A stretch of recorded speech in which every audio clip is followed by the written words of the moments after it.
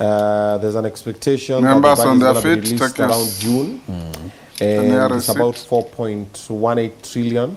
So we're going to be talking about that. Then also let's talk about Tukokadi, this movement that has started that young people are trying to make it cool to get voters card. On the consideration of two bills, does it have honorable members, lifespan? pursuant to the provision of Standing Order 41-4, Then also I wish to report to the House that I have received two messages from the Senate regarding its consideration of the following bills. One, the mediated version of the Food and Feed Safety Control Coordination Bill, National Assembly Bill number 21 of 2023, and two, the mediated version of the Division of Revenue Bill, National Assembly Bill number 2 of 2026. Honorable members, the first message conveys that on 10th June 2026, the Senate considered and approved the mediated version of the Food and Feed Safety Control Coordination Bill, National Assembly Bill number 21 of 2023, in the form proposed by the Mediation Committee. The second message, honorable members, conveys that on 10th June 2026, the Senate considered and approved the mediated version of the Division of Revenue Bill, National Assembly Bill number 2 of 2026, in the form proposed by the Mediation Committee. Honorable members, you recall that on 10th June 2026, the National Assembly passed this mediated version of the bill on 10th June, on that day, In this regard, honorable members, the approval of the mediated version of the two bills, therefore,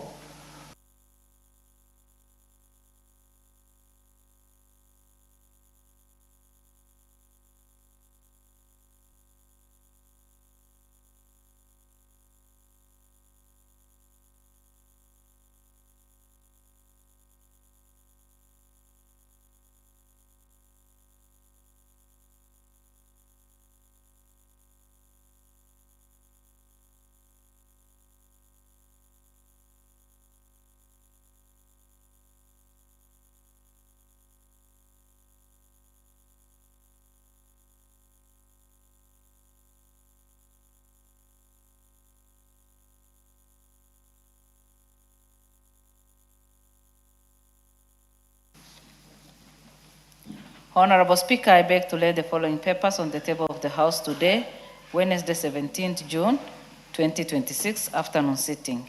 Number one, reports of the actions taken by the State Department of Trade with regards to the decision of the National Assembly on the report of the Auditor General on the financial statement for the national government ministries, departments, and agencies for the financial year 2022-2023 from the Ministry of Investment, Trade and Industry. Number two, reports of the Auditor General and financial statement for the years ended 30th June 2021, 30th June 2022, 30th June 2023, 30th June 2024, and 30th June 2025, and the certificates therein in respect of the following schools. Number one, Bishop Sulumeti Chelelimuk Girls High School, Busia County. 2, Butula Boys High School, Busia County. 3, Ishariri Secondary School, Kiambu County.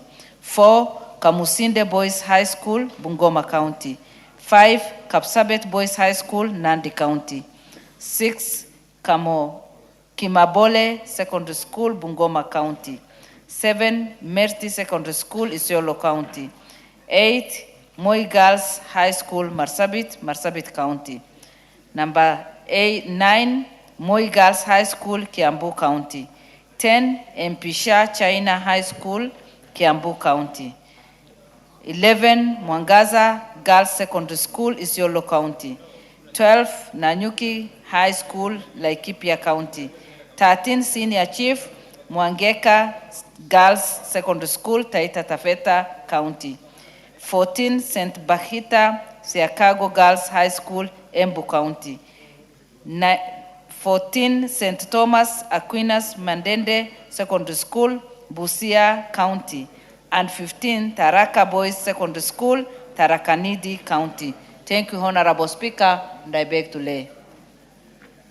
Thank you. Chairperson, Budget and Appropriations Committee, Atandi.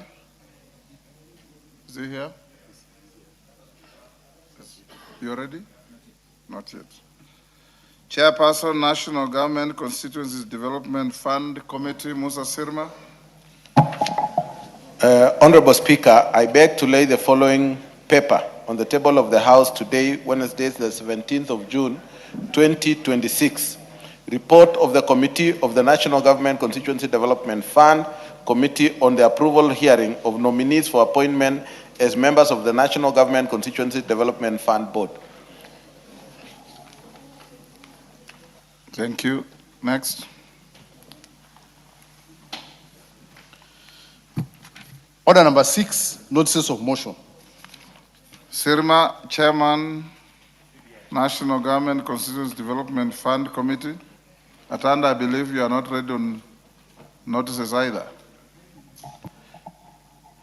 Honorable Speaker, sir, I beg to give notice of the following motion, that taking into consideration the findings of the Committee of the National Government Constituency Development Fund Committee in its report on the approval hearing of nominees for appointment as members of the National Government Constituency Development Fund Board, laid on the table of the House on Wednesday, 17th of June, 2026, and pursuant to the provisions of Section 15 of the National Government Constituency Development Fund Act, Cap 414A, and Section 3 and 8 of the Public Appointments Parliamentary Approval Act, Cap 7F, this House approved the appointment of the following persons as members of the National Government Constituency Development Fund Board. 1. Komora Yvonne Nsusu, Ms. Mayanga Yvonne Boyani. 3. Mr. Mutua Fidelis Kiketi, and number 4, Maurice Putita Kaga. I beg to move, to give notice. Thank you. Honorable Atande, are you ready now? So call back order number 5. Clerk, call order number 5. Order number 5, papers. Chairperson, Budget and Appropriations Committee. Thank you, Honorable Speaker. I beg to give notice that this House adopts the... Sorry. No. Honorable Speaker, I beg to lay the following paper on the table of the House. Today, Wednesday, 17th June 2026, a report of the Budget and Appropriations Committee on its consideration of the second supplementary estimates for the year 2025-2026. Thank you. Next, go back to the next order. Order number 6, notices of motion. Atandi. Thank you, Honorable Speaker. Honorable Speaker, I beg to give notice that this House adopts the report of the Budget and Appropriations Committee. I beg to give notice of the following motion, then you read the motion. Thank you, Honorable Speaker. Honorable Speaker, I beg to give notice of the following motion, that this House adopts the report of the Budget and Appropriations Committee on its consideration of the second supplementary estimates for the financial year 2025-2026, laid on the table of the House on Wednesday, 17th June 2026. Thank you. Thank you. Before I call the next, honorable members, I acknowledge the presence in the public gallery of Karuri High School from Kiambu County, Wamagana Comprehensive School from Tetu, Nyeri. On my behalf and on behalf of the House, we welcome the students, their teachers, and those accompanying them to the House of Parliament. Thank you. Yes, what is it? Thank you, Mr. Speaker. Yes, Commissioner. Mr. Speaker, I stand before you seeking your guidance. This morning, Mr. Speaker, through your able chairmanship, you convened a full commission meeting as per Article 127, which deliberates on the welfare of these members and staff. Mr. Speaker, there was a matter of national interest that was ongoing. And yesterday, Mr. Speaker, you directed that the debate on finance bill will continue. Mr. Speaker, this morning, some of us were disadvantaged because of the same. In Commonwealth, Matters of finance bill are given a lot of debate time. Mr. Speaker, I'm standing on my feet to request whether within your wisdom, as per standing order number 1, whether you can recommit this House, we resume the debate on finance bill so that most of us who did not have a chance to debate can be heard, Mr. Speaker. My humble request to you.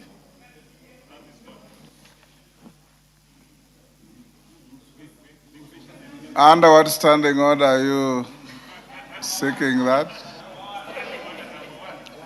Honorable Patrick Makau, Commissioner, I know you are in a meeting with me, and the House was going on because even when the substantive speaker is not here, the House was properly constituted, and they concluded the debate on the bill. The bill would have taken 3 days if it was necessary. It was yesterday, today.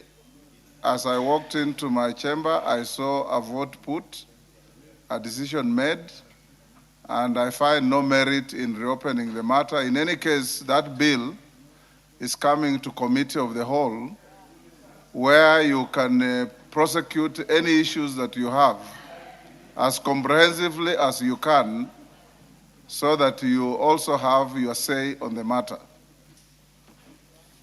Next.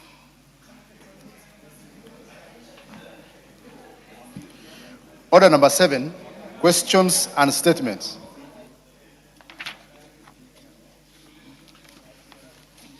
We'll go to statements. I've been requested by the Honorable Shinali that he has an urgent matter to attend to. His request for statement is number 5, but I'll give him the first shot. Shinali, you may proceed. Thank you, Honorable Speaker. Honorable Speaker, pursuant to the provision of the Standing Order 44.2c, I rise to request for a statement from the chairperson of the Departmental Committee on Energy regarding the delayed electricity connection at the Constituency Industrial Development Center at Malinya in Ikolomani constituency. Honorable Speaker, the Constituency Industrial Development Center at Malinya was established to advance industrialization, support micro, small, and medium enterprises, create employment opportunities, and stimulate economic growth within Ikolomani constituency. However, despite the installation of the requisite infrastructure and payments amounting to over 1.7 million made to the Kenya Power and Lighting Company, KPLC, by the Micro and Small Enterprise Authority, MSEA, for electricity connection, the sender remains unconnected to national grid. The prolonged delay has rendered the facility idle, denying local entrepreneurs and residents the intended economic benefits while exposing machinery and other public assets to deterioration and vandalism and theft. This situation raises concerns regarding the continued delay and the timelines is not fully operationalizing the center for the benefits of people of Ikolomani constituency. Honorable Speaker, it is against this background that I request for a statement from the chairperson of Departmental Committee on Energy on the following. 1. Reasons for the prolonged delay in connecting electricity to the Ikolomani Constituency Industrial Development Center at Malinya Market, despite completion of the required infrastructure and payment of the requisite connection charges. Number 2, status of electricity connection works, including the responsibilities of the respective agencies involved and the specific timelines for completion of the pending works to enable operationalizations of the center for the benefit of the local enterprises of residents of Ikolomani constituency. And lastly, measures being undertaken by the Ministry of Energy, KPLC, and other relevant agencies to safeguard the facility, machinery, and public assets from further deterioration and vandalism or theft pending operationalization, Honorable Speaker. Thank you. Chair Energy, Majority Leader inform him to respond in 2 weeks. Charles Cameron. Vice Chair is here. Yes, Aramat. Is it Aramat? Yes, you bring a response in 2 weeks. Most obliged, Mr. Speaker. Charles Cameron. Thank you, Honorable Speaker. Honorable Speaker, pursuant to provision of Standing Order 44.2c, I raised request for a statement from the chairperson of the Departmental Committee on Administration and Internal Security regarding compensation of banditry victims in Baringo South Constituency and Baringo County. Honorable Speaker, the Minister of Interior and National Administration, security agencies, local leaders, community leaders, administrators have made tremendous efforts that have significantly restored peace and stability in Baringo South and the larger Kerio Valley region. The improved security situation has enabled residents to return to their homes, resume economic activities, and rebuild their livelihoods. However, while peace has largely been restored, many families continue to bear the painful consequences of years of banditry and insecurity. Numerous households lost their loved ones, livestock, homes, businesses, and other resources of livelihood, leaving many victims displaced, unable to recover from their devastating efforts of the attacks. The situation calls for urgent intervention of restoration, rehabilitation, and economic recovery of affected communities now that peace has been restored. Honorable Speaker, it is against this background that I requested for a statement from the chairperson of the Departmental Committee on Administration and Internal Security on the following. 1, measures taken by the government to identify, register, and verify victims of banditry attack in Baringo South and other affected areas. 2, status and amount of funds allocated, if any, for compensation and support programs for families that lost loved ones, livestock, properties, and livelihoods as a result of banditry and cattle rustling. 3, measures undertaken to facilitate the return, rehabilitation, and economic recovery of affected communities now that peace has been restored. And 4, the timelines with which the government intends to conclude compensation and support intervention for verified victims. I thank you, Honorable Speaker. Thank you. Tongoyo. As to you, when do you respond? Honorable Speaker, I need your indulgence on this. You say? I need your indulgence, Honorable Speaker, because listening carefully to the statement, the Member of Parliament is talking about largely also compensation of the livestock. And I think that should be probably maybe Committee on Agriculture. I know there was some money for compensation or restocking. And then, so I don't know, maybe I need your indulgence on this. Cameron, you hear that? Have you misdirected your statement request? Honorable Speaker, I am rightly... You are looking for compensation? No, I'm not lost. I'm very clear on my statement, and I don't know why he's trying to avoid it. He could have handled it. And then he reports, because out of this, it's... Okay, Sawa. Yeah? You bring a response to Tongoyo in 2 weeks. Speaker, yes. you know, Honorable Speaker, I know Waitan could have probably abstracting your attention. The Member of Parliament, I had him very proper, talking about the compensation of the victims in terms of loss of livestock. And he had also the other question was whether there is a budgetary allocation for the same. And make, of course, maybe conclusion that he could be referring to some budget line which was allocated to the Ministry of Agriculture in the terms of restocking. So if that is the case, Honorable Speaker, I still strongly believe that that question should be the Ministry of Agriculture in issue of compensation or the restocking of the loss of livestock. Yes, Justice Kemei. Cameron, why are you on your feet? Yes, Justice Kemei. Yes. Honorable Speaker, thank you for the opportunity you've given me.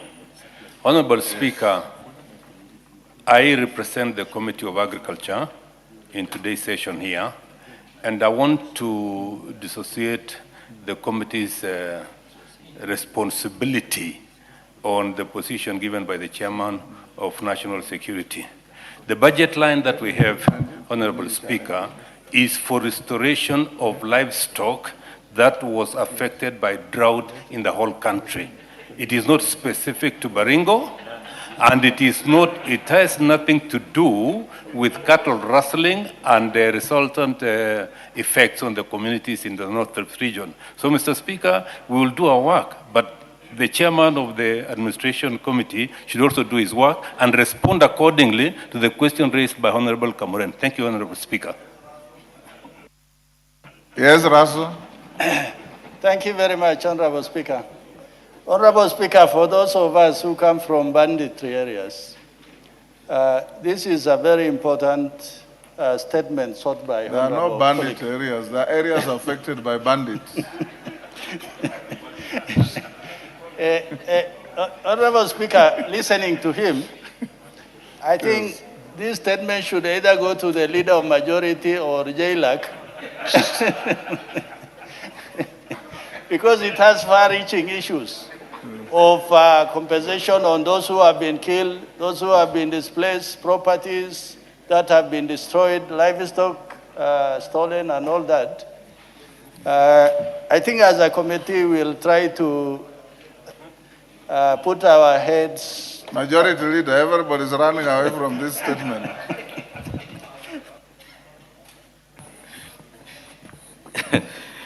Honorable Speaker, that request for statement by the Honorable Cameron is good. But you see, compensation of banditry victims is a matter that everybody is running away from. But, Honorable Speaker, you know, even victims of banditry are Kenyans whose human rights have been violated. And the state has an obligation to protect the life and property of each and every one of us. Therefore, I will pick up the matter with the Office of the Prime Cabinet Secretary to be able to liaise with the Office of the Deputy President, who liaises with the independent constitutional commissions to see if the Kenya Human Rights Commission can include these victims of banditry amongst the people who are being compensated, even from the compensation fund for victims of demonstrations and other violations of human rights. Because they are just like every other Kenyan. They are Kenyans who have a right to life and livelihood, and therefore they must be protected.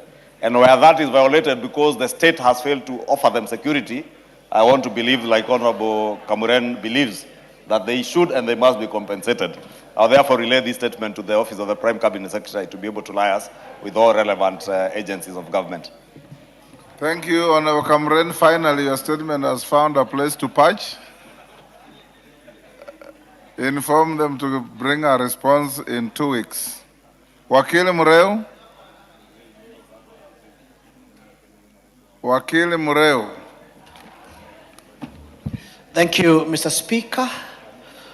Pursuant to the provisions of the Standing Order 44-2C, I rise to request for a statement from the chairperson of the Departmental Committee on Administration and Internal Security regarding the status of the investigations into the death of Mr. Eugene Maliva Mutuko of Ithanga Kakuzi Sub-County, Muranga Agatanga constituency,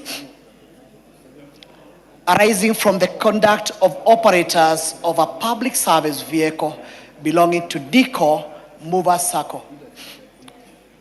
Honorable Speaker, on the 5th June 2026, Mr. Eugene Maliva Mutuko, an 18-year-old student at Kenya Medical Training College, KMTC, Thika campus, died at Kenyatta National Hospital owing to injuries sustained along Thika Road after being injected by a conductor of the bus, registration number KDV 713J, operated by Nico Mover Sacco. It is reported that while traveling from Rostas to Safari Park, a dispute arose over Kenya shillings 2020 fare balance, following which the bus conductor forcibly injected Mr. Mutuko as the bus accelerated. The post-mortem examination revealed that Mr. Mutuko died from severe multiple body injuries and internal bleeding consistent with fall from moving vehicle. However, no action has ever been taken against operators of the SACCO at present. This incident has sparked widespread public concern over the conduct of public service vehicles operators and continued occurrence of passenger mistreatment, often resulting to fatalities. It is also raises serious questions regarding the accountability within the public transport sector and the adequacy of enforcement mechanism to safeguard the commuters. Honorable Speaker, it is again in this background that I request for a statement from the chairperson, the Departmental Committee on Administration and Internal Security, on the following. 1, the status of the investigations of the death of Mr. Mutuko, including the process made in identifying, apprehending, and prosecuting the conductor and driver of the bus. The immediate, number 2, immediate measure taken by the Ministry of Interior and National Administration in collaboration with the National Transport and Safety Authority against Nico Movers Sacco, including the suspension or revocation of the company's operating licenses. I thank you, Honorable Speaker. Thank you, Wakili. Tongoyo. Thank you, Honorable Speaker. We'll ask to request that I respond in 2 weeks' time or the first Thursday when we resume from recess. Okay. So which one? You know, looking at the calendar, if we are still like to go on recess on that, 2 weeks will elapse. So can you bring a response on the 2nd? Yes. Thank you. 2nd, Murel. Umulher Harun.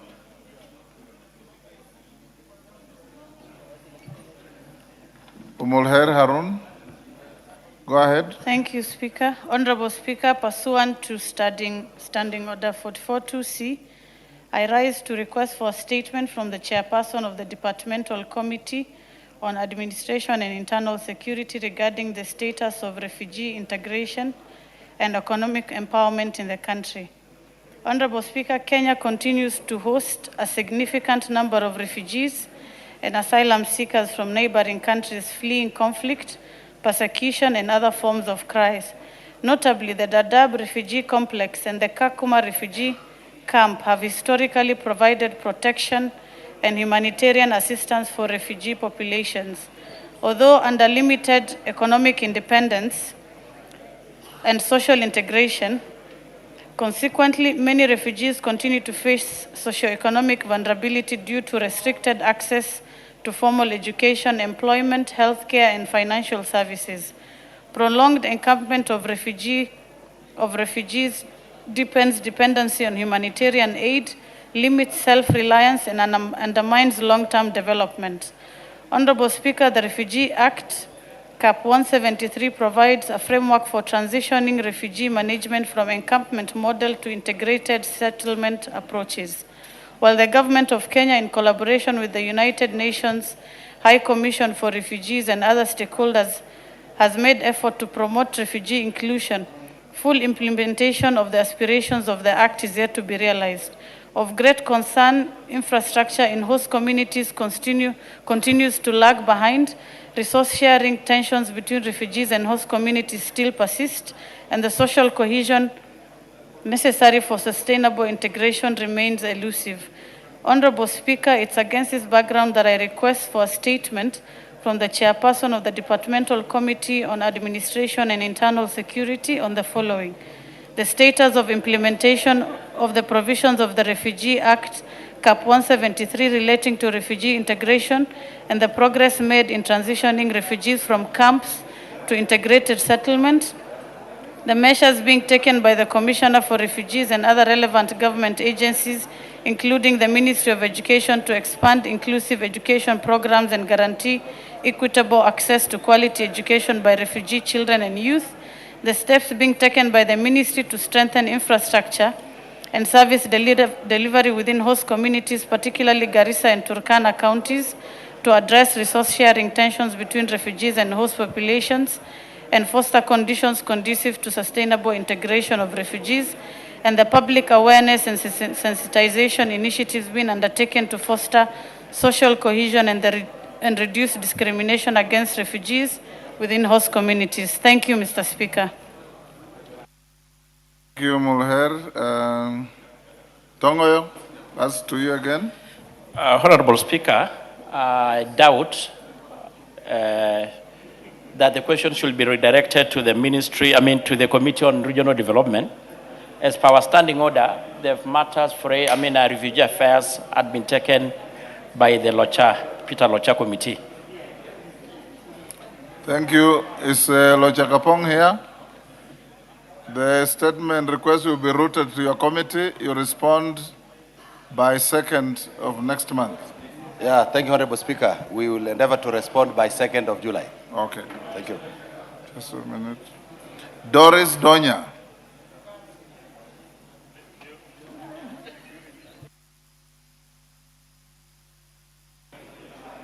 Honorable Speaker, pursuant to the provisions of Standing Order 44-2C, I rise to request for a statement from the chairperson of the Departmental Committee on Education regarding placement of students in medicine and surgery programs in Kenyan universities. Honorable Speaker, reports on the outcome of the initial placement of students to degree programs in universities in May 2026 intake indicate that a significant number of qualified students missed out on their choices to study medicine and surgery. According to the Kenya Universities and Colleges Central Placement Service, that is KUSPS, both public and private universities accredited to offer the two courses cumulatively have less than 1,000 slots against more than 5,000 applicants who qualified for medicine and surgery programs. The limited number of slots has caused anxiety and frustration among students who attained outstanding grades in the 2025 Kenya Certificate of Secondary School exams, with a focus of pursuing medicine or surgery, only to miss out on placement in their desired courses. Honorable Speaker, the significant number of qualified students who missed placement in medical-related degree programs indicates that the demand for training into the two fields has outpaced the capacity by accredited universities.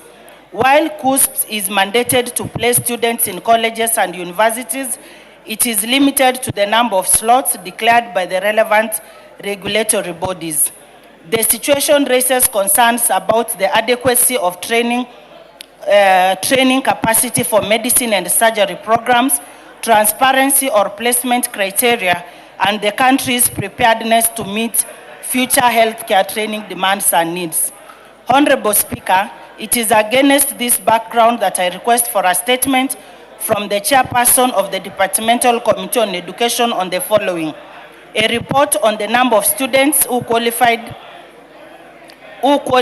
for admission into medicine and surgery programs in 2025 placement cycle compared to the number who secured placement based on available slots in public and private universities. The criteria used in allocating students to medicine and surgery programs where the number of qualified applicants exceeds the available slots. Number 3, measures being undertaken by government to expand training capacity for medicine, surgery, and other highly competitive professional courses. And lastly, long-term plans by the government to increase investment in medical education and training institutions in order to address the shortage of healthcare professionals and ensure that qualified students are not locked out of pursuing their preferred careers. I thank you, Mr. Speaker. Thank you, Doris. Chair Education. Order members. Order members. The consultations are too loud. Those of you who want to talk loudly, you can recess out and do so, or use my office behind here. Chair Education. Who is a member of education here? Gisairo? The vice chair is who? Honorable? Christine, you are the vice chair. No, I'm not. She's away. Yes. But I can respond to that. Also Gisairo here is a member. You bring a response in the next 2 weeks, maybe? Next 2 weeks. Yes. Thank you. Thank you. Robert Mbui. Thank you, Mr. Speaker. Honorable Speaker, pursuant to the provisions of Standing Order 44-2C, I rise to request for a statement from the chairperson of the Departmental Committee on Environment, Forestry and Mining regarding the issuance of permits and licenses for mineral reconnaissance, prospecting and exploitation rights within the coastal counties. Honorable Speaker, Section 32 of the Mining Act, Cap 306, categorizes mining rights into large-scale or small-scale operations. Large-scale operations include reconnaissance, prospecting, retention, and mining licenses, while small-scale operations include operations on prospecting and mining permits. Honorable Speaker, there have been reports of planned prospection and exploration of minerals in the coastal region. Notably, most of the land earmarked for mineral prospecting and exploration by both local and foreign-owned mining companies comprises privately owned land. This has led to concerns regarding instances where permits and licenses have been allegedly issued to applicants without adequate public participation, prior consultation, or agreements with the registered landowners on the modalities of the activities. Such actions have generated anxiety among affected landowners regarding likelihood of trespass to their land and alienation from the mineral deposits and benefits. Honorable Speaker, it is against this background that I request for a statement from the chairperson of the Departmental Committee on Environment, Forestry and Mining, the Honorable Vincent Musyoka, aka Kawaya, on the following. 1, a report of the details of mining licenses and permits issued in the coast region and their compliance to key requirements of environmental and social impact assessments. 2, a report on the criteria and procedures applied in the issuance of permits and licenses for mineral reconnaissance, prospecting, and exploration rights within the region. 3, details of the measures put in place to safeguard the land rights of private landowners in areas earmarked for mineral exploitation. And finally, a report on the corporate social responsibility programs undertaken by the respective companies in the affected areas. I thank you, Honorable Speaker. Thank you. Chair Environment, Forestry and Mining. Cameron. Thank you, Speaker. Within 2 weeks. 2 weeks, thank you. Within 2 weeks we shall report. Thank you. Response to a statement Tongoyo, are you ready for this? Honorable Tongoyo, are you ready to respond to the request by Honorable Waitan? Yes. Yeah, Honorable Speaker, I have it ready. Go ahead. Honorable Speaker, you're not the Speaker, Daktari. I want to respond as follows. On the 23rd April, at around 7:20, Mr. Harun Abdi, an employee of the victim, reported at Pangani Police Station that Mr. Muhammad Abdir Ismail had allegedly been abducted by unidentified armed men. A team from DCI commenced investigation, that is from Pangani, immediately, and under inquiry file number 04 of 26. And they visited the scene where they interviewed witnesses and collected relevant evidence, and they also circulated the missing person report to all police stations in the country. During the visit to the scene at the old race course estate within Kariokor, investigators established that there was no CCTV coverage in the immediate vicinity or surrounding buildings that will have assisted in the investigation. The witnesses interviewed confirmed that the victim was accosted by the 6 unidentified armed men who forcibly bundled him into a white double cabin pickup, while the second double cabin vehicle provided support. The registration number plate of both vehicles were concealed. The further mobile number data analysis on the victim's number established that the last active signal was traced along Desai Road, approximately 1.2 kilometers from the scene, after which the handset was switched off and has remained inactive since then. So far, the investigation team has been unable to get any positive leads that may assist in the looking or rescuing the victim and the identification, apprehension of the abductors. I therefore implore anyone who has information on the whereabouts of Muhammad to report to the nearest authority, and the same will be treated with the confidence. Meanwhile, investigation into the same matter is still ongoing.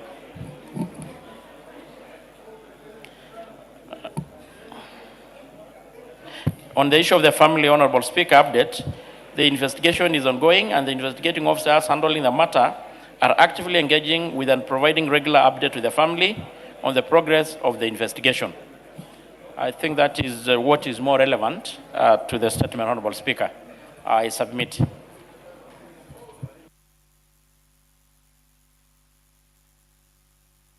Done, Tongoyo. Waitan. Thank you, Honorable Speaker.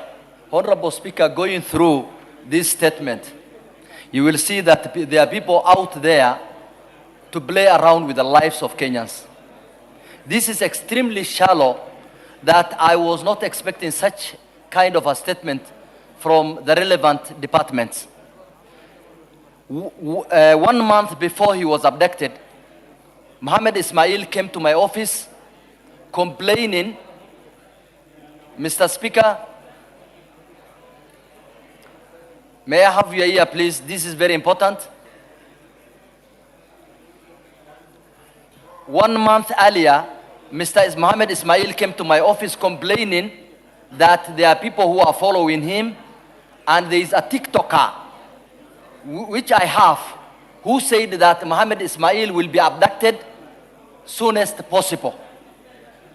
And in fact, while our investigative officer said there was no CCTV, I personally have the CCTV in my phone, and I sent it to the DCI. I also sent the clip, the TikTok, where the person says that Mohammed Ismail will be abducted. Mohammed Ismail was picked from his shop at Karioko. That gives proper direction. And when the people around there came to save the guy, the 6 people said they are police officers, and they are going to arrest him and take him to the nearest police station. And in this statement, it shows completely different. Mr. Speaker, we need this issue investigated further, and we want the family to be satisfied, because the family is in agony. The mother is really crying day and night. I personally visited her. This is not enough. This is not enough at all. after waiting for 1 complete month.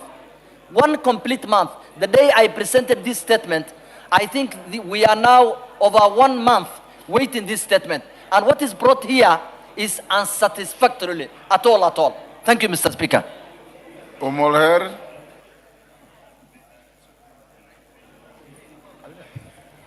Thank you, Speaker. I would want to also comment on this. Tongoya, are you listening on to this the matter. interventions? Mr. Speaker, several statements similar to what Mheshimiwa has brought were raised on this floor, myself included. As we speak in Garissa, we have 4 young men who are still missing from Dadaab Liboy area, who were arrested.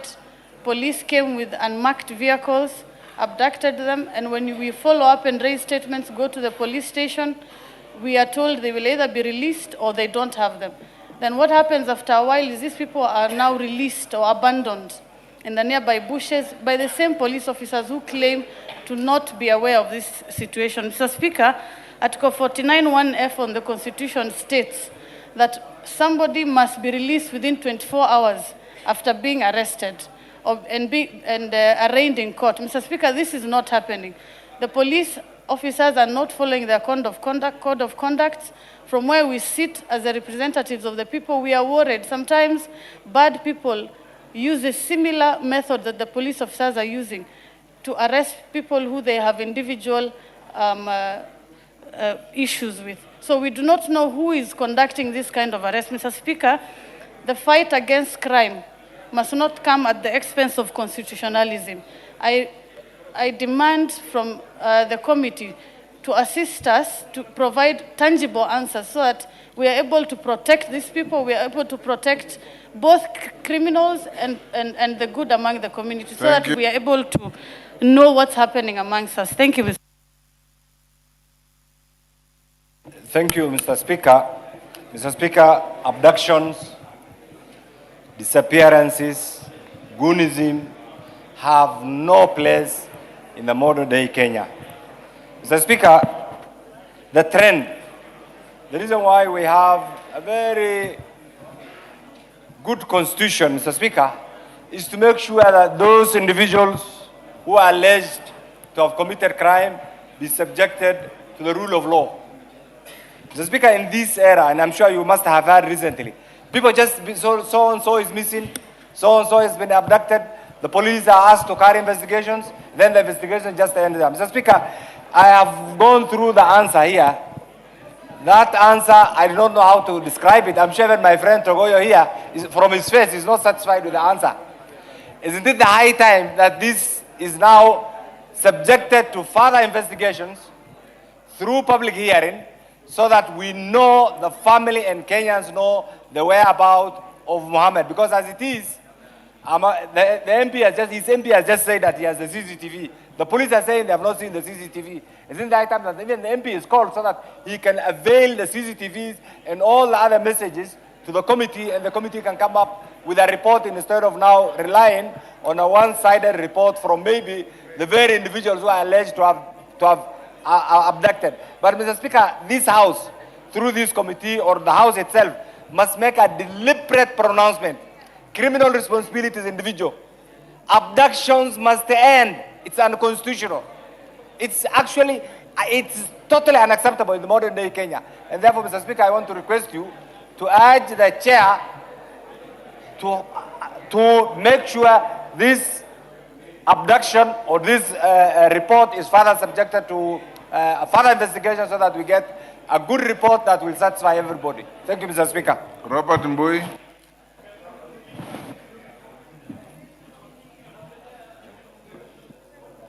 Robert Mbui. Give him the mic. Thank you, Mr. Speaker. Mr. Speaker, I sympathize with the family and relatives of Mohammed, Mr. Mohammed Ismail, because this is really a major issue. And I listened to the chair when he was giving his response. And Mr. Speaker, one of the things he mentioned is that the general public is being asked to give information.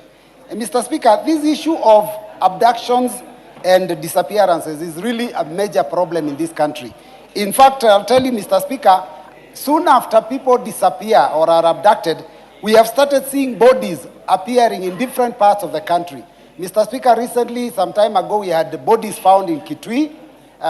Just about a few days ago, there were bodies found in my own constituency, unidentified bodies, Mr. Speaker, which causes an alarm to the people that live in these areas. So, Mr. Speaker, I think this issue of disappearances, we must, as a country, come up with a way by which anyone who gets lost, that information can reach all and sundry, so that, Mr. Speaker, that person can be found. It could be an innocent issue of someone getting lost. But, Mr. Speaker, sometimes even if they are abducted, they could be spotted in a place, and it can be, that issue can be nipped in the bud. Mr. Speaker, I want to propose a system where anybody who is reported missing in any police station in this country, there is a centralized place where that information is relayed, and then it is publicized through all media, so that every Kenyan can know that a certain person from a certain area is missing, so that, Mr. Speaker, as a country, we can start getting rid of this problem. So, Mr. Speaker, I support this petition. I mean, this question. Yes, Hassan. After Hassan Tongo, you then can respond to those Thank you, Mr. Speaker. I wanted to add my voice to the concerns about the statement that was presented by Mr. Waiten regarding Mohammed Ismail. Mohammed Ismail is my former constituency manager and is from my constituency of Kamkunji. I know him very well, and I have visited the family. On the day that he was taken by people from the security services because he resisted arrest. The neighbors were witnesses, and only when they identified themselves as members of the police force did he accept to go with them without any resistance. But in any case, even if this argument holds any water, that in fact he is not in custody, is the fact it is the responsibility of the government to protect its citizens. And it is up to this particular government Ministry of Security to search, if he is not in detention, who has detained him and where he is. That is a right Kenyans expect out of their government. So to say we do not know where he is and who is holding is, first of all, not rational, not acceptable, not true. But even if it was true, then the onus is on the government to get him, to get the criminals who have taken him and to bring them to book. But the second element is that we have so many of these abductions, Mr. Speaker, in our neighborhoods. People are taken every other day. There is something wrong. This old dark days of detaining people using forces that are not in uniform is widespread. And if it is not addressed, it's going to be a major concern, a major human rights concern. So we are calling for the release of Mohammed Ismail with immediate effect. Tongo, can you? Honorable Speaker, before I say something further, Honorable Speaker should help us in this House, because Honorable Speaker, members should be also careful on the picking and use of words, because missing persons are not abductions. And it should go on record, Honorable Speaker. Our police officers are so professionals, and they don't abduct, they just arrest. And they lay out procedures on what follows after that. So I call upon these members to be careful on choosing of our words. Abduction is no place in our constitution. Abduction does not have place in the present Kenya. Having said this, Honorable Speaker, even an allegation that the missing person or the whichever it is are done by the police is merely an allegation. Nevertheless, Honorable Speaker, as I really also feel sorry for the family, but looking into my statement, Honorable Speaker, the last paragraph, the investigation, the report reads, the investigation team has been unable to get any positive leads to this end. And they call upon any other person with information to report the same to the investigating officers so that they can help, the DCI to go into deep, to the root of the matter. So, Honorable Speaker, I want to say that we give the authority, the officers, we trust them, we believe in their capacity. There's a point of order from Waitan. Yes, Waitan, what's out of order? Speaker, is the chair in order to say that we should not use abduction while it is really an abduction, because that is the only time when you know the person is arrested, then you know where that person is taken, whether it is Bangani, the nearest police station, or any other police station. But in this case, we don't know the whereabouts of Mohammed Ismail. That is the true fact. And in fact, as clearly put by my colleague Yusuf, that when it is only the time they identified themselves as police officers is when he accepted to go into the vehicle. Before that, he could have defended himself, the neighbors could have defended him, but when they introduced themselves, he accepted to go in. But up to now, we don't know the whereabouts of Mohammed Ismail. Thank you. That is not an arrest. Tongoyo. Speaker, let me suggest this way. The member who had raised the question is a member of my committee. We may be having the minister who actually will be in a proper position to respond to this in a week's time, could be appearing before the committee on a different agenda. So I would suggest, I need your indulgence, if we can able to process during the committee session. That is better. And Waitan, you can then place those videos you claim you have before the committee for assistance. Honorable members, in the speaker's gallery, we have Cheborge Boys Secondary School from Bureti, Kericho.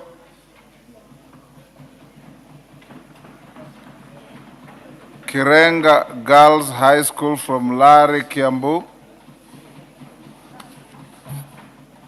In the public gallery, we have Dominion Hope Academy from Kiamba, Kiambu.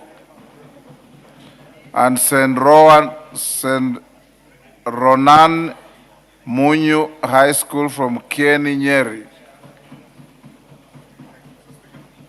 On my behalf and on behalf of the House, we welcome the students, their teachers, and those accompanying them to Parliament. Member for Lari, Kahangara. Yeah. Thank you, Mr. Speaker, for giving me the opportunity. Allow me, on behalf of the members, to welcome the students who have visited Parliament, and in particular Kirenga Girls from my constituency. It is one of the most disciplined schools where students decided to stick in school while others were going on strike. And I want to urge them to work very hard in their education, keep up the discipline.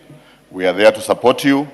And as you come to this House of Parliament, most of you should also aspire to come to this House so that you can also become good leaders moving forward. So on behalf of the House, welcoming all the schools, and particularly Kirenga, thank you, Mr. Speaker. Thank you. Is member for Bureti in the House? Member for Bureti is not in the House.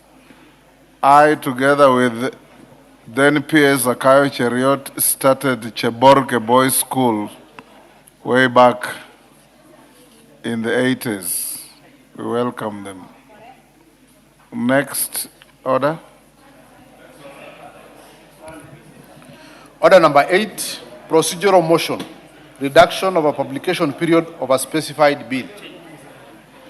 Honorable members, we now have just hold, you have some more. Oh yes, sorry, I had given Honorable Tongoyo an opportunity to make a short personal statement. Go ahead, Honorable Tongoyo. Thank you, Honorable Speaker. I'm going to be short. Honorable Speaker, this is a statement of appreciation.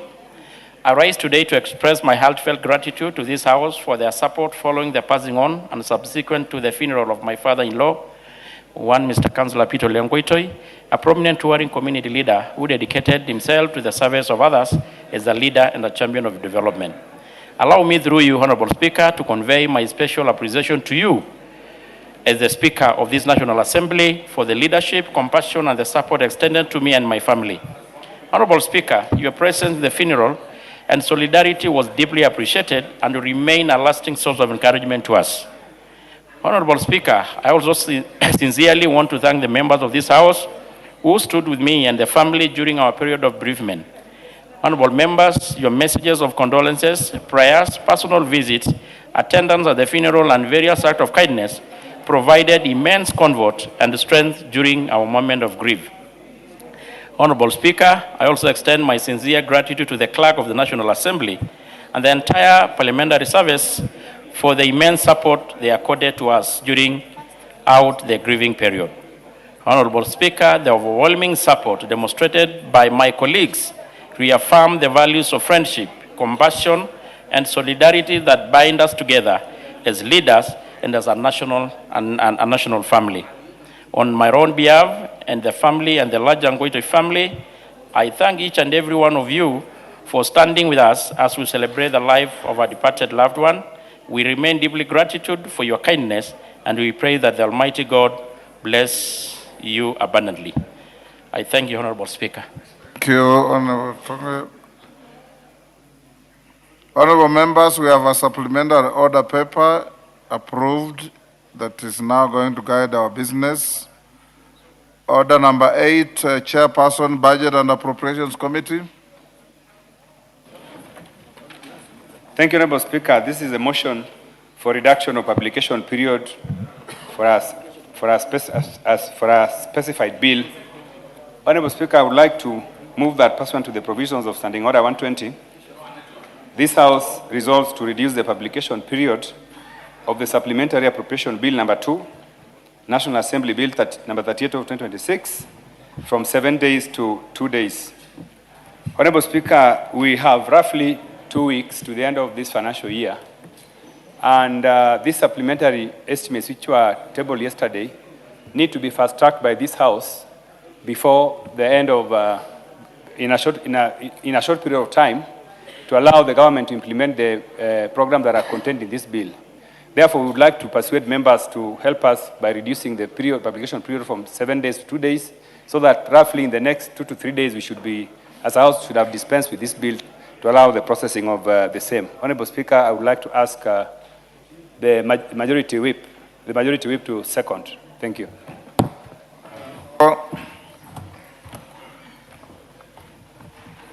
Thank you very much, Honorable Speaker. Honorable Speaker, this is a self-explanatory procedural motion. I beg to second.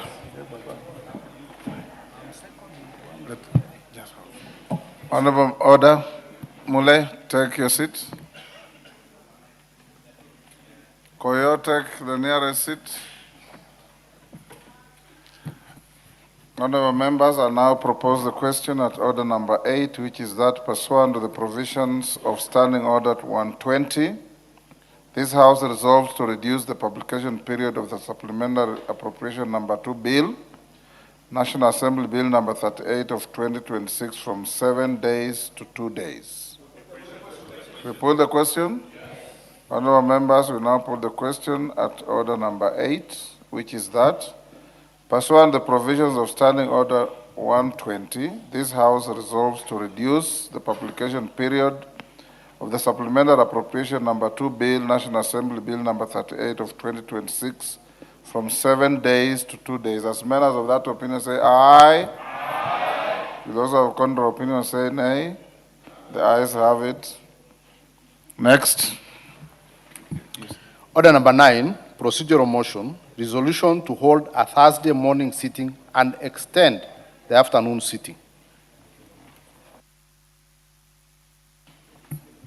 Majority Leader. Thank you, Honorable Speaker. Honorable Speaker, I beg to move that pursuant to the provisions of Standing Order 33B on hours of meeting, this House resolves to A, hold a morning sitting on Thursday, 18th June 2026, commencing at 10 a.m. for purposes of considering priority business, and B, extend the afternoon sitting of Thursday, 18th June 2026 until conclusion of priority business as may be specified. Honorable Speaker, this again is just a procedural motion. As you are aware, the Chairman, Budget and Appropriations Committee has just reduced the publication timeline for the Supplementary Appropriations Bill, and considering that we are just 13 or so or 12 days away from the end of the financial year, we need to prioritize some of this business and conclude with it before the financial year comes to an end, so that if there are any exchequer releases that need to be done, they are done before the end of the financial year. Thank you, Honorable Speaker. I beg to move and urge the House to support this procedural motion, and I wish to request the Honorable Kenyans, the Father of the House, to second. Kenan. Thank you, Mr. Speaker. I stand to second. Thank you. Honorable members, I'll now propose the question at order number 9, which is that, pursuant the provisions of Standing Order 33B, hours of meeting, this House resolves to A, hold a morning sitting on Thursday, 18 June 2026, commencing at 10 a.m. for purposes of considering priority business, and B, extend the afternoon sitting of Thursday, 18th June 2026, until conclusion of priority business as may be specified. We put the question. Honorable members, we now put the question at order number 9, which is that, pursuant the provisions of Standing Order 33B, hours of meeting, this House resolves to A, hold a morning sitting on Thursday, 18 June 2026, commencing at 10 a.m. for purposes of considering priority business, and B, extend the afternoon sitting of Thursday, 18 June 2026, until conclusion of priority business as may be specified. As members of that opinion say aye. Aye. If those of the contrary opinion say nay, the ayes have it. Next. Order number 10, procedural motion. Chepkonga. Extension of a period for consideration of 29 statutory instruments. Honorable Chepkonga. I thank you, Honorable Speaker. Honorable Speaker, I beg to move that pursuant to the provisions of Section 15, subsection 3 of the Statutory Instruments Act, Cap 2A, the House resolves to extend the period for consideration of the following 21 statutory instruments by a period of 21 days with effect from 25th June 2026. In the first instance, Mr. Speaker, which is contained in A, paragraph A, is number 1 through to 21 as contained in the order paper. And number 2, extend the period for consideration of the following 8 statutory instruments by a period of 21 days with effect from 2nd July 2026. And they are numbered as number 1 through to number 8 as contained in the order paper. The import of this, Mr. Speaker, is that we have considered these regulations. These are regulations that have been made pursuant to a number of protocols that government, the Kenya government, has acceded to pursuant to the Chicago Convention of 1944. So government is seeking to domesticate those conventions, Mr. Speaker, or protocols in these regulations. And so, Mr. Speaker, we consider these regulations, there are 5 more, a total of 34. And we are seeking for extension of time to enable us conclude them as we are working on amendments that are necessary to comply with the Statutory Instruments Act, Mr. Speaker. And with those few remarks, Mr. Speaker, I beg to move and request the Honorable Onjoke to second. I thank you, Mr. Speaker. Who to second? Honorable Onjoke. Onjoke. Member for Bomachoge. No, Wanchari. Go ahead. Honorable Speaker, I rise to second. Thank you. Members on their feet, take your seats. Take the nearest seats. Bonchari. I stand corrected. Thank you.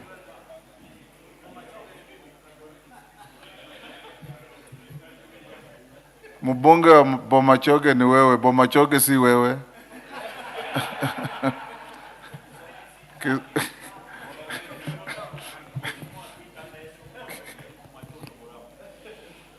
Honorable members, I now propose the question at order number 10, which is that pursuant to the provisions of Section 15.3 of the Statutory Instruments Act, Cap 2A, this House resolves to extend the period for consideration of the following 21 statutory instruments by a period of 21 days with effect from 25th June 2026.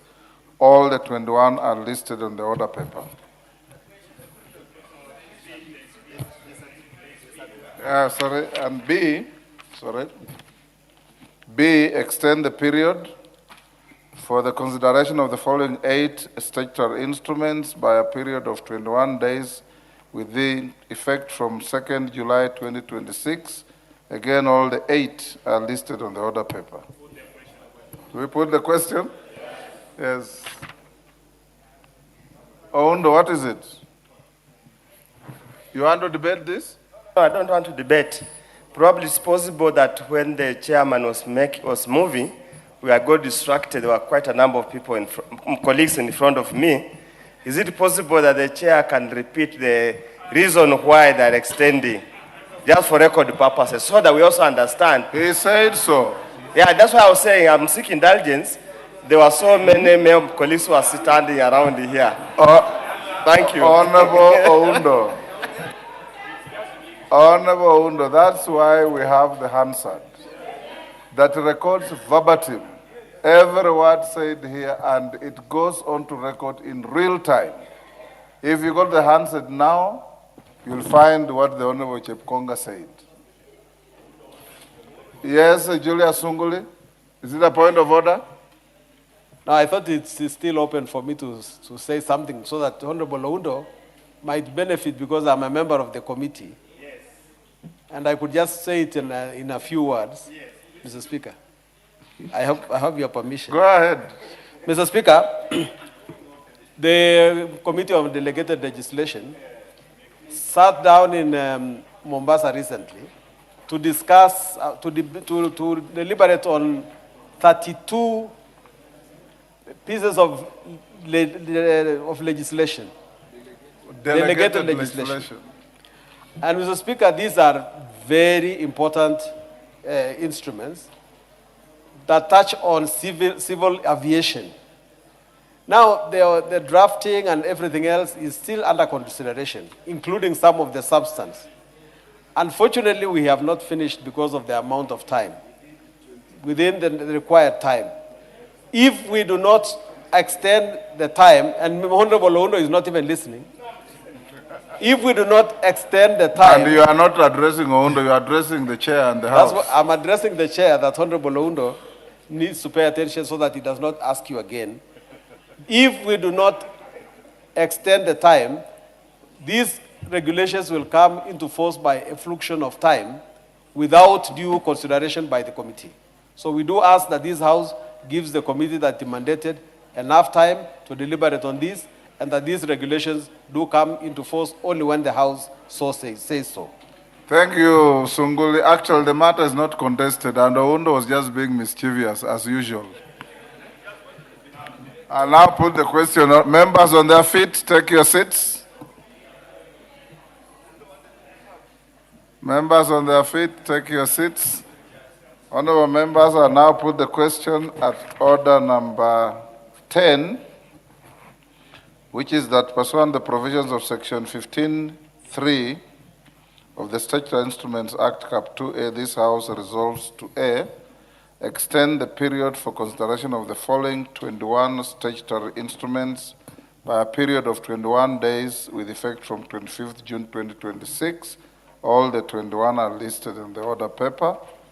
And B, extend the period for consideration of the following 8 statutory instruments by a period of 21 days with effect from 2nd July 2026. All the 8 are listed on the order paper. As members of that opinion say aye. Aye. Will those of the contrary opinion say nay? The ayes have it. Next order. Order number 11, the Supplementary Appropriation number 2 Bill, National Assembly Bill number 38 of 2026, first reading. A bill for an act of parliament to authorize the issue of certain sums of money out of the consolidated fund and their application towards the service of the year ending 30th June 2026, and to appropriate those sums for certain public services and purposes. Order number 12, the Architects Bill, National Assembly Bill number 3 of 2026, first reading. A bill for an act of parliament to provide for the training, registration, and licensing of architects, to provide for the regulation and development of the architectural practice, and for connected purposes.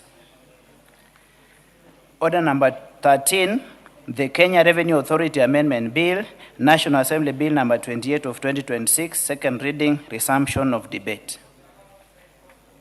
Had Osoro finished moving? Or was seconding?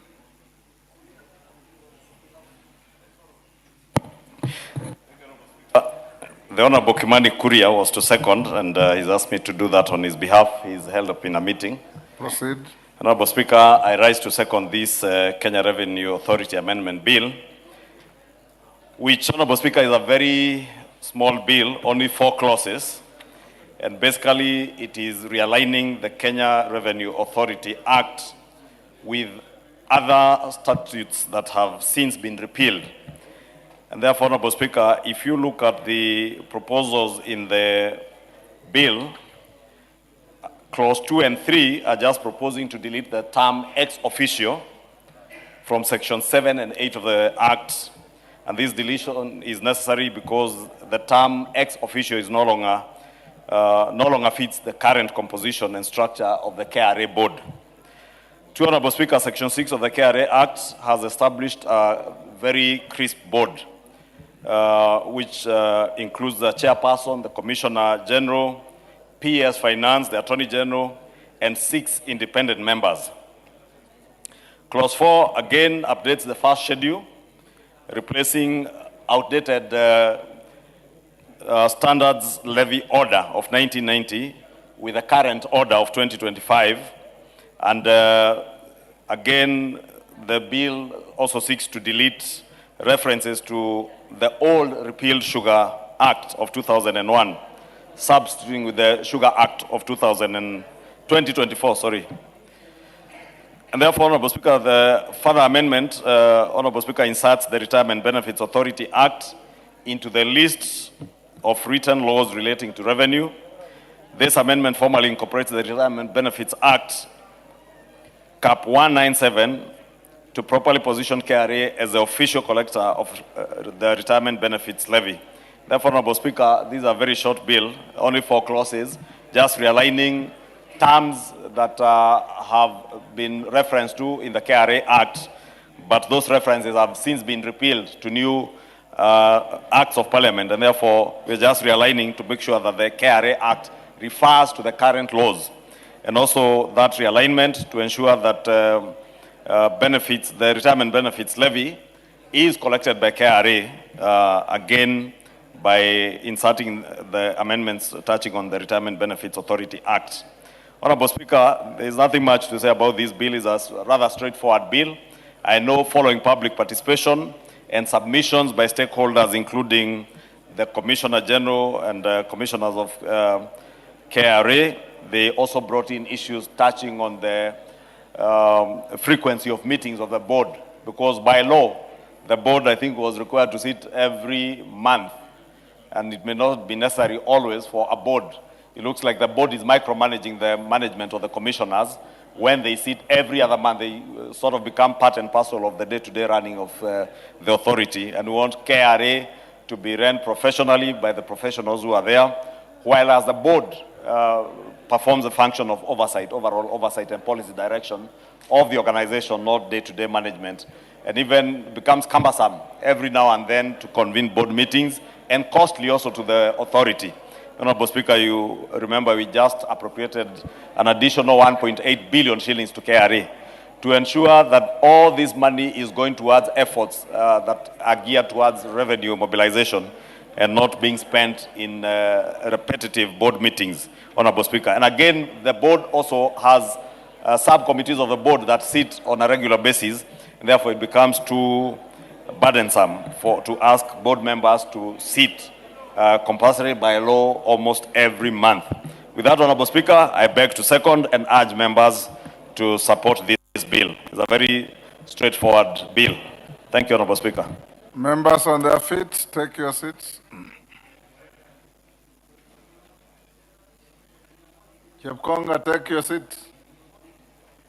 Honorable members, I'll propose the question at order number 13, which is that the Kenya Revenue Authority Amendment Bill, National Assembly Bill number 28 of 2026, be now read a second time.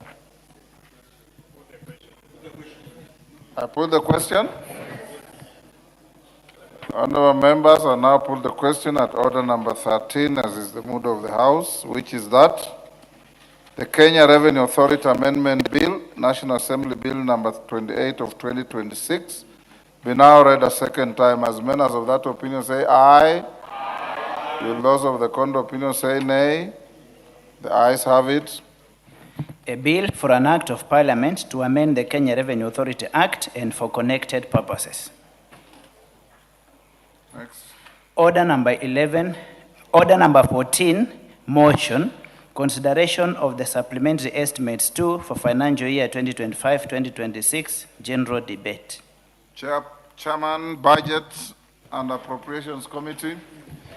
Thank you, Honourable Speaker. Honourable Speaker, I would like to move that this House adopts the report of the Budget and Appropriations Committee on its consideration of the second supplementary estimates for the financial year 2025-2026, laid on the table of the House on Wednesday, 17th June 2026, and section 39 of the PFM Act, CAF 412A, and Standing Order 243. 1, approves an increase of the current expenditure for the financial year 2025-2026 by Kenya shillings 7,619,000,000 in respect of the votes contained in first schedule. Number 2, approves an increase of the capital expenditure for the financial year 2025-2026 by Kenya shillings 10,618,023,911 in respect to the votes contained in first schedule.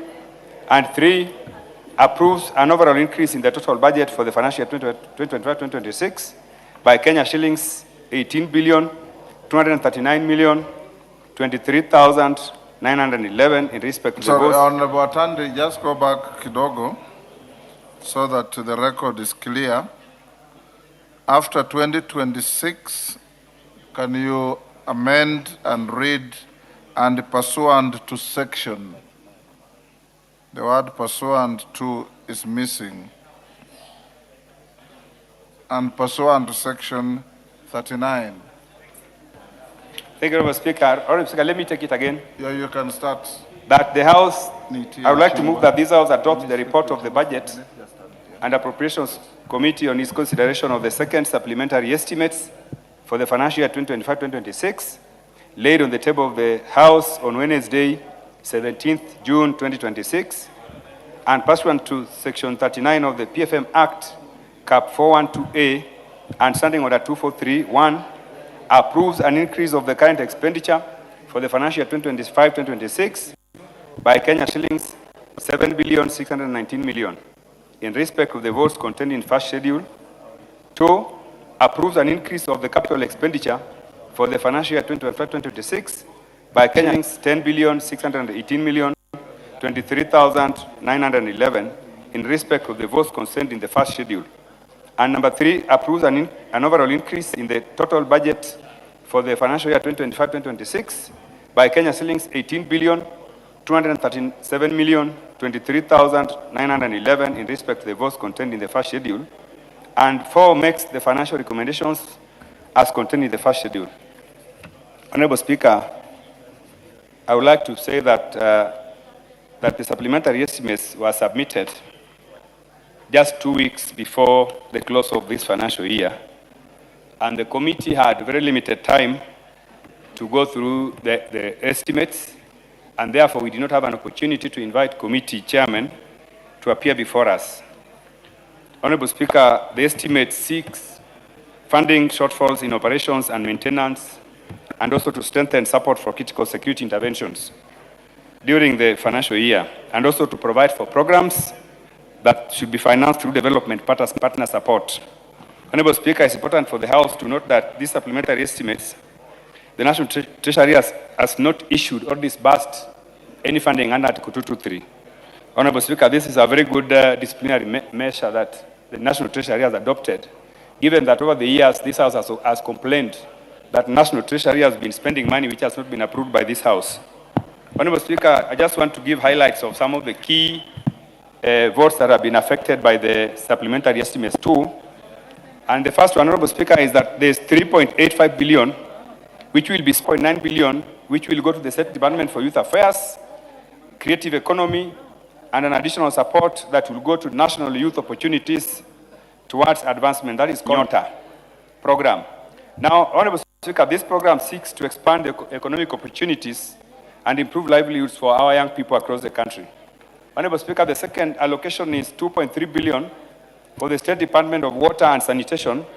This money is meant to support the implementation of Mwache Dam project. Honorable Speaker, this is a very big water project in the coastal region, specifically in the Kwale area. And this project is funded by development partners. So this allocation actually is from development partners.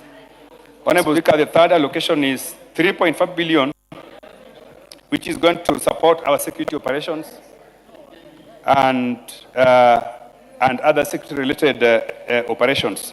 Honorable Speaker, there is another 1.5 billion shillings, which is going to the State Department of Education to cater for the arrears for the administration of national examinations and assessments. Honorable Speaker, when we passed the main estimates, there was uproar that we had not factored in the funds that were meant to pay for those who helped us in the invigilation of the previous exams. Honorable Speaker, I want to report to the House that this money has now been factored in this supplementary budget which you are going to pass now. What money has now been factored in this supplementary budget which you are going to pass now. Honorable Speaker, we have another 150 million shillings, which is meant for the acquisition of broadcasting rights for the 2026 FIFA World Cup through the Kenya Broadcasting Corporation. Honorable Speaker, we have the other allocation, which is about 4.1 billion, Honorable Speaker. This money is going to Sports, Arts and Social Development Fund for the completion of AFCON training grounds. Honorable Speaker, we have many AFCON training grounds that are on construction, but we did not have sufficient budget to be able to complete them in readiness for the World Cup, in readiness for the African Cup of Nations. Honorable Speaker, we now have 4.1 billion which we are going to use to ensure that they are completed. Honorable Speaker, of course, the National Treasury has done some reallocations. There are some resources which they had budgeted for personnel emoluments, and they have since realized that those funds will not be spent. That is about 700 million, which are going to cut from their estimates. And then lastly, Honorable Speaker, we have other reallocations within National Treasury of about 1.8 billion. These funds are going to help us also in cutting the budget of National Treasury. Honorable Speaker, since this is a very, very small bill and the amendments to the bill, to the estimates are very few, I don't want to spend more time explaining the same, and therefore I would like to ask my able Vice Chairman to be able to second. Thank you, Honorable Chair.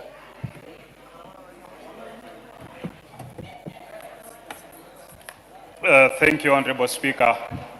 Honorable Speaker, I move to second the consideration of the supplementary estimate 2 for the financial year 2025-2026. Honorable Speaker, as my chair has put it, this is a very small supplementary that is affecting few departments, but offering areas where we were not able to factor in during the main budget. And these are areas where we're talking about areas in security.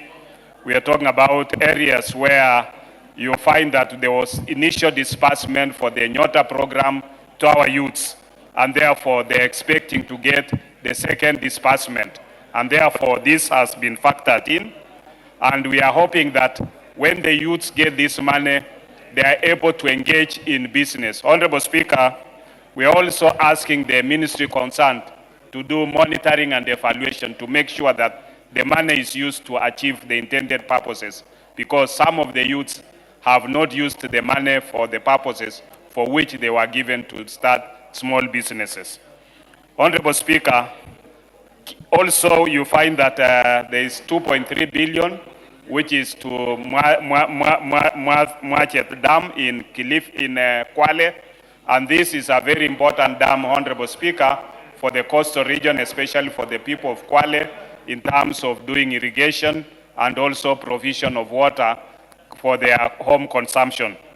Honorable Speaker, in this you find that they've also factored in the money for the invigilators every year you find that we have our teachers going to do marking of examinations. And initially, this house, when we were debating the budget, they expressed that the invigilators had not been paid. The marking of the examinations as we come into the next batch of exams, then this has been not properly taken care of. And therefore, in this budget, we want to assure our teachers that their money which they have for the marking of the exams, which they're already expecting, is going to be taken in. And we are hoping that before the close of the financial year, before the end of this month, they'll be able to receive that money.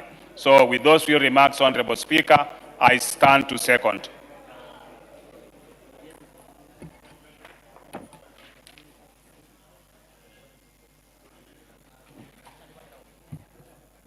The Speaker did not fall. Let me now propose the question, honorable members.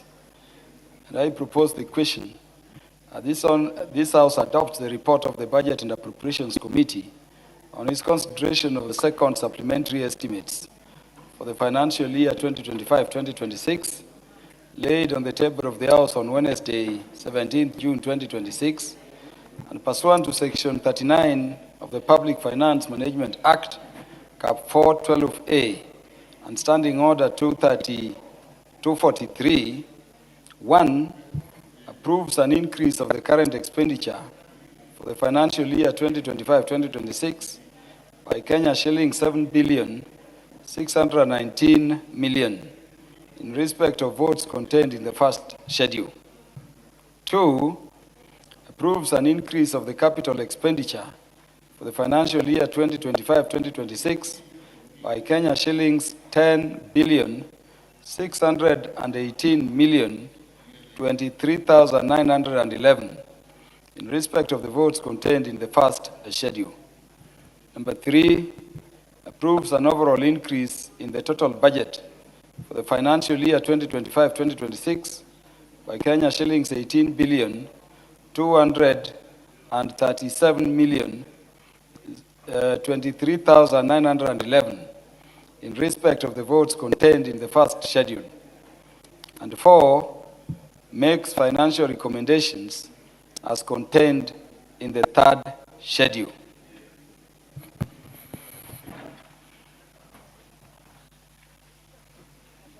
Yes, Majority Leader. Thank you, Honorable Speaker. Honorable Speaker, I rise to support this motion for adoption of the Budget and Appropriations Committee on the supplementary estimates of the year, financial year 2025-2026. Honorable Speaker, as the Chair and the Vice Chair have articulated, this is a very last supplementary budget and is more or less a very short bill also, because the approvals being done, as I indicated, are not approvals that people are likely to get any additional exchequer. And therefore, it has actually no additional exchequer other than realigning, reallocations, because as we come close to the end of the financial year, there are realizations in certain departments that they may not be able, within the time left, be able to absorb some of the monies that they have been given, and therefore they seek to reallocate to other deserving areas where they will be able to absorb that money. Honorable Speaker, the only other reason why we usually do this very last supplementary is to include, or to rather to recognize, any additional A&As or appropriations in aid that may not have been factored in the supplementary one budget, and therefore where organizations that have capacity to generate A&A again have raised A&A beyond what they projected. And leveraging on technology, a number of our state agencies, and also following our enactment of the Government-Owned Enterprises Act, many of the government-owned enterprises are now able to generate their own revenues. And the A&A that they projected at the beginning of the year surpassed some of their projections, and therefore we need to realign again our budgets to make sure that they're able to absorb any additional A&A within this financial year so that we do not cross over into the year with misaligned budget lines where you have pending bills in some state departments within the same ministry and surpluses within other state departments within the same ministry. Therefore, Honorable Speaker, this being a very short bill, there's nothing much to say, just to support and urge the House to support it, Honorable Speaker. And there's really nothing much to add. I support.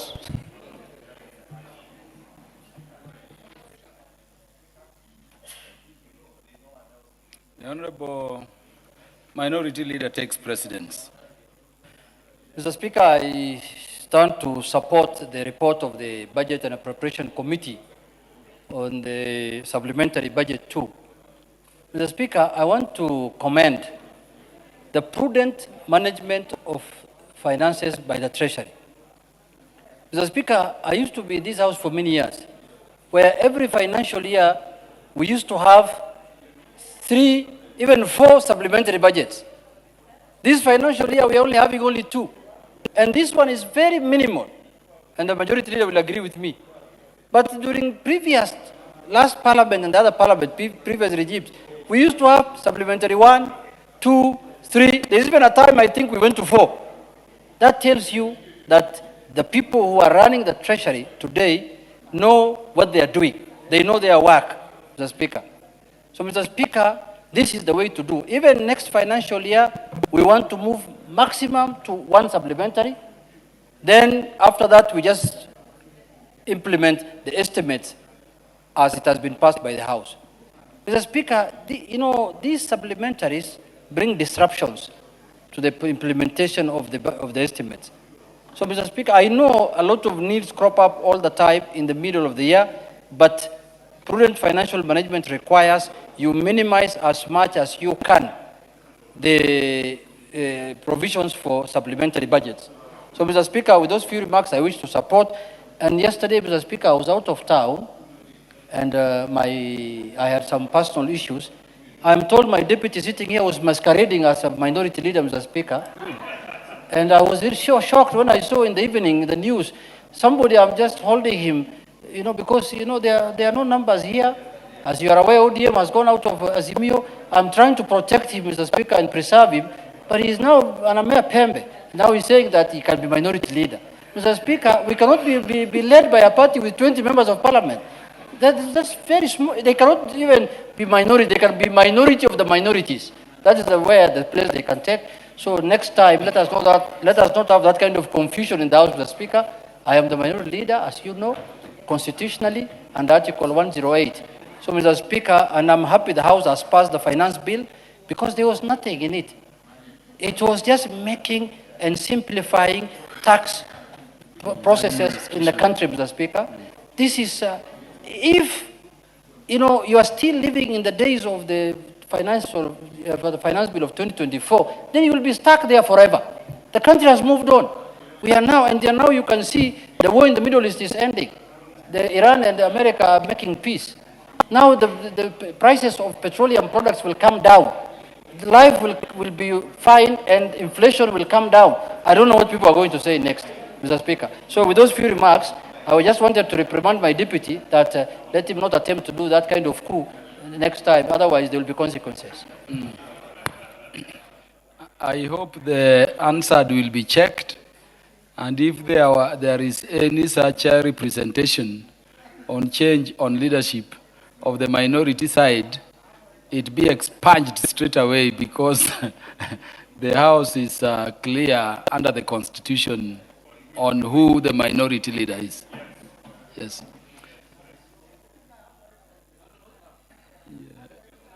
Honorable Irene Mayaka. Thank you, Honorable Speaker. Honorable Speaker, I just want to also contribute and support the supplementary budget because, Honorable Speaker, among the proposed reallocations and additional allocations of funds are three very important aspects that I want to highlight. One of them, very important, Honorable Speaker, there have been many cries from Kenyans that people in this country have not been able to watch the ongoing World Cup because our Kenya Broadcasting Corporation did not have the rights. So what Budget Committee and the State Department have done is very, very important, because now Kenyans across the whole country will actually be able to watch and follow all the World Cup games, because, Honorable Speaker, you know how important soccer is to us.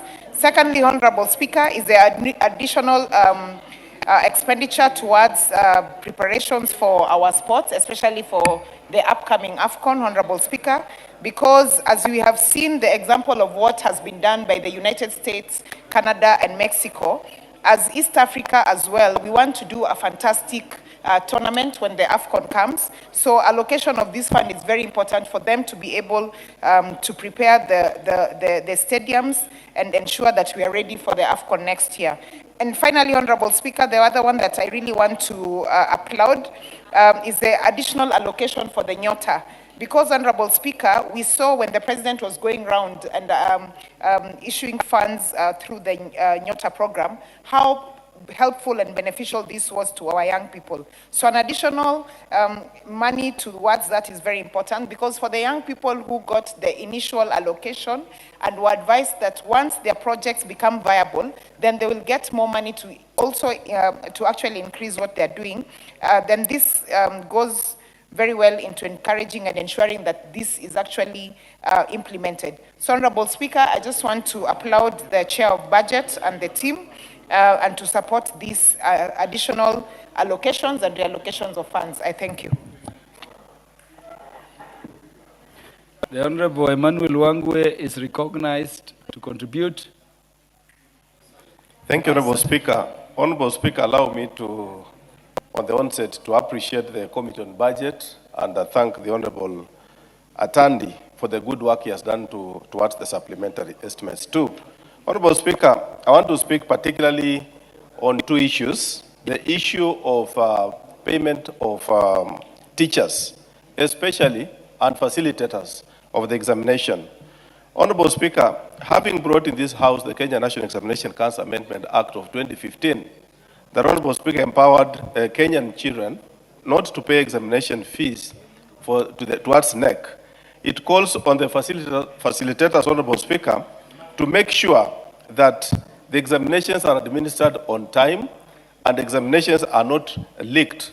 And Honorable Speaker, for you to do that, you should entice them by paying them on time. I want to make a request, Honorable Speaker, that whereas we applaud the government for putting into the supplementary too, it is my request that next time, Honorable Speaker, we consider this payment in supplementary one, because they will undertake the examinations on time, but we will not be able to know maybe at what cost in totality the entire cost of the facilitation, Honorable Speaker. Therefore, I want to thank the government, but also ask that we consider next time in supplementary one. Honorable Speaker, what also calls for me to appreciate the estimates too is the issue of Nyota. The country, Honorable Speaker, is outright with the youth. We have to call a spade a spade. The youth population, Honorable Speaker, must be considered. We must look at the youth with a very open eye, support their interests, and also make sure whatever we budget considers the youth, Honorable Speaker. And factoring the Nyota program, the remaining portion of the Nyota program, is a good thing. And we encourage the government to continue with that spirit, Honorable Speaker, such that we continue supporting the youth program through Nyota. Honorable Speaker, the final thing I've seen that is positive in this program is the facilitation of water program. What they've just put in, Honorable Speaker, 2.3 billion for the dam in Kwale is a good thing. Let us call a spade, Honorable Speaker. Many people say Kwale is near the ocean, so it has water from the ocean. That is not true. They deserve this dam, Honorable Speaker. As Kenyans, let them have this dam. And also, Honorable Speaker, now towards the main budget, let us also have the Kakamega Bungoma bulk water program implemented into the main program, so that even us as Kenyans can access water, and not just water, but clean water. Thank you, Honorable Speaker. I beg to support. The Honorable Dr. James Nyikal is recognized to contribute. Thank you, Mr. Speaker, for giving me this opportunity. I rise to support the second supplementary budget estimate And Mr. Speaker, as was noted, the time was short. However, at our committee, we looked through and agree that the sector was not affected in any way. However, we noted that with the concern that there may have been need to factor in Ebola preparedness funding. Even the ministry had noted that and written, but we had raised this with, we have raised this with the chair of the Budget and Appropriation Committee. They said that can be taken care of in contingencies, emergencies, and even 223 provisions. So we are satisfied with support, and we hope that that issue remains active, because it's something that the preparations need to be in time and done properly. Thank you, Mr. Speaker. Honorable Dr. Wilberforce Oundo. Thank you, Honorable Speaker. Let me also stand here to give a word on this supplementary budget too. Ironically, Honorable Speaker, as much as we want to be very, polite, supplementary budgets basically indicates probably some kind of shortfall or failure to plan properly in terms of what's supposed to happen. But nevertheless, our standing order allows it, our laws allows it, and we let the executive probably abuse that privilege, and we continue. However, Honorable Speaker, let me also mention a few issues. The issue of Nyota, I sit in the Committee of Trade, Industry and Cooperative, where the State Department is domiciled for oversight, and indeed we raised with them that once after the first disbursement, the second disbursement was taking too long, and the youths being the kind they are, they were becoming receptive, and it was going to become a political increases that probably the chair of the budget committee, by whole, because, Honorable Speaker, there is vote 1017. That's the State House. The figure has increased by probably with the fullness of time when he's replying, you need to explain what has necessitated such a huge consumption by the State House to get to that particular level. It is unprecedented in the history of this country, and it will be in the best interest of the country for them to explain exactly why that kind of expenditure has become necessary, because we have not seen any serious development, and I'm sure the Mabatis that have been changed in State House cannot surely take up a whole 18 billion unless those long and endless, Honorable Emmanuel Luangwe is on a point of order. You take your seat. Thank you, Honorable Speaker. With all due respect to our Professor of Economics, the great member for Funyula, it is not in order for him to say, is he not, Honorable Speaker, to say a parapet wall is equal to Mabatis? Thank you, Honorable Speaker. Honorable Oundo. I really don't know what's out of order, because it's my contribution, it's my debate, so I don't know really what's out of order. Honorable Speaker, secondly, yes, the country is going to host AFCON, and we must move in the speed to make sure everything is in order. But Honorable Speaker, the word outside there, and many of us are grappling to understand what is exactly happening. Is the sports fund becoming another cash cow, so that at any given time, we're doing things that are not necessary? Honorable Speaker, look at the calculations. I think they're getting close to 4 billion additional funds. Of course, the question arises, between now and the end of this financial year, do we really have the capacity to absorb 4 billion? Between today and 30th June, do we really have the capacity to absorb 4 billion in various actual development activities? This is not recurrent. And probably also I would request the chair of Budget Appropriation Committee just inform the people. You see, now we are living in a transparent and accountable society. We need answers. We don't want to be seen that Parliament becomes a mere rubber stamp to release funds that cannot be absorbed and which cannot be accounted for properly. There are already integrity issues concerning the real cost of Talanta Stadium. Those are issues that remain unresolved as a country or as a as a National Assembly that is mandated under the Constitution to pass budgets after scrutinizing the same, to ensure there is value for money for whatever is spent, it pains many of us to see this kind of likely waste that's going to accrue. But nevertheless, Honorable Speaker, an increase of a whole 18 billion on this supplementary budget alone sends shockwaves given the short period of time left. Honorable Speaker, I would have actually expected much more, probably more priority areas. But nevertheless, as it is, let me conclude by to quote the Swahili saying, wengi wape, wachache wasikize. Thank you, Honorable Speaker, for the opportunity. Honorable Mutuse.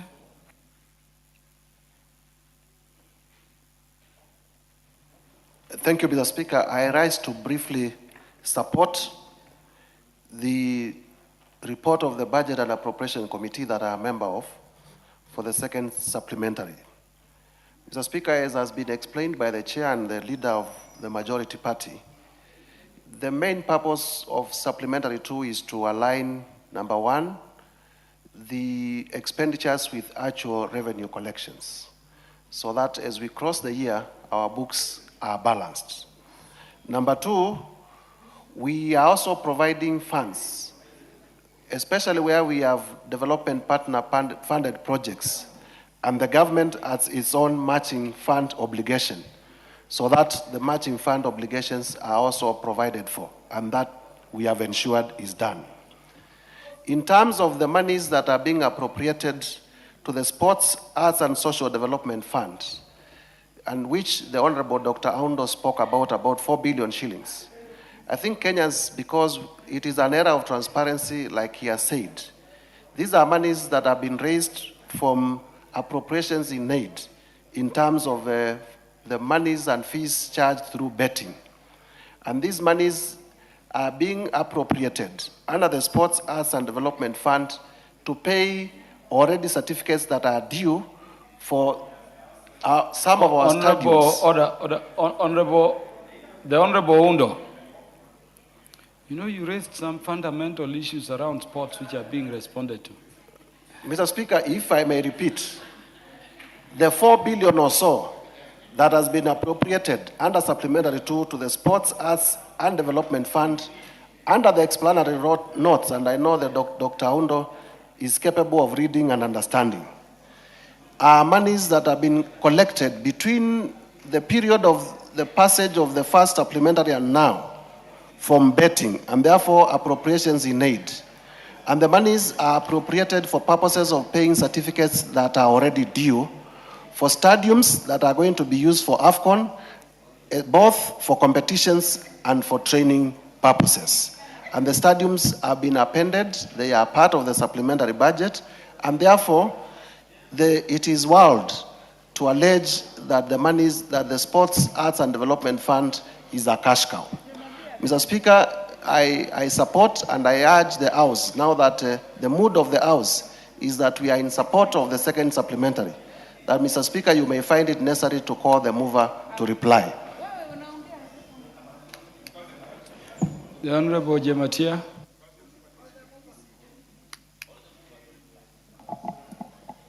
Thank you so much, Mr. Speaker. I also rise to support this report, and I also want to declare that I'm a member of this committee, like Honorable Mutuse. Mr. Speaker, this is a report of supplementary 2 to align to the bigger budget, so that when we are appropriating, we are able to have our budget in line. Mr. Speaker, considering the situation in Kenya today, I want to speak about the Nyota programs and what the government is trying its best to support through these programs for our young people. The beauty about Nyota is that it gives you the skill as it supports you financially. Whereas we understand not everyone is going to be actively and able to benefit so much, But majority of the success stories out there is with continuous support through government, Nyota is going to give our young people a better skills and survivals as they push and try as much as possible to make ends meet. And Mr. Speaker, this budget also gives a wide equity into the country. If you look at the placement of the budget and even considering this estimate supplementary too, we are able to bridge gaps where we were not able to give enough funding. And considering also the world support, World Bank and other organizations that is injected in this budget, I want to support, and I say this is going to be one of the most effective way to build this country. Thank you, Mr. Speaker. Honorable John Gitonga.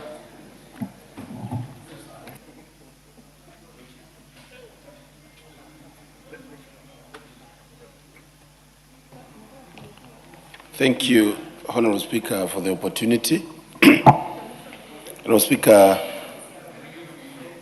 as I rise to support the supplementary budget too, Honorable Speaker, it's good to say that when this House is passing budget, it is passing money that has come from work that Kenyans are doing.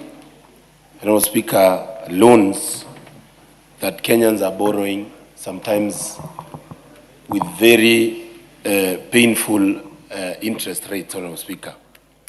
So, Honorable Speaker, I believe as we pass the supplementary budget too, Honorable Speaker, we need to look at places where there is over-budgeting, Honorable Speaker. There are places where, Honorable Speaker, people and ministries and parastatals are getting more resources than they need. And, Honorable Speaker, for the last few weeks, if you have happened to go to hotels in Coast, they were full to the brim, Honorable Speaker, while our MDAs are trying to utilize monies that have been allocated to them to meet the deadline of the June deadline, Honorable Speaker, for the financial year. And, Honorable Speaker, it has been a tough time for Kenya. It has been a tough time for Kenyans, for businesses, for mamambogas, and it is not the time, Honorable Speaker, for resources that come from taxes to be misused and mishandled, Honorable Speaker, especially opulently or extravagantly, getting even additional resources, Honorable Speaker, in budget. And I know I am speaking on behalf of very many Kenyans. When we see increment in budgets for choppers, for State House, for Office of the Deputy President, Honorable Speaker, when, Honorable Speaker, many Kenyans cannot even get good health care, and they don't have, Honorable Speaker, resources to have even food on their table. And today, Honorable Speaker, because we have passed the finance bill, I expected this House to take a reflection journey of the changes that we have made in the financial systems that have pressed Kenyans in a very tough way. Honorable Speaker, when we came in, when this House got into power in 2022, we first increased and put housing levy. Honorable Speaker, on top of that, we added and increased the banding for payee, whereby people were doing 30%. If you earn around 500,000, now it's 35%. Honorable Speaker, we have also increased the NHIF, Honorable Speaker. I mean, the NSSF. People used to do 1,000, now it's 6,000, Honorable Speaker, for somebody earning 100,000. This tells you, Honorable Speaker, that we cannot sit here as a house and not discuss how these resources that we are now passing through the supplementary budget to are being used, Honorable Speaker. And you have read and seen, Honorable Speaker, as early as yesterday, we got the news that World Bank has denied the emergency fund for our country to caution our economy. It tells you, Honorable Speaker, that at some point we have to live within our means. We have to use what we are collecting. And Honorable Speaker, I don't think, Honorable Speaker, that even when we are considering passing the status quo, we should have considered to have the finance bill of this year, making sure that Kenyans have some more monies in their pocket.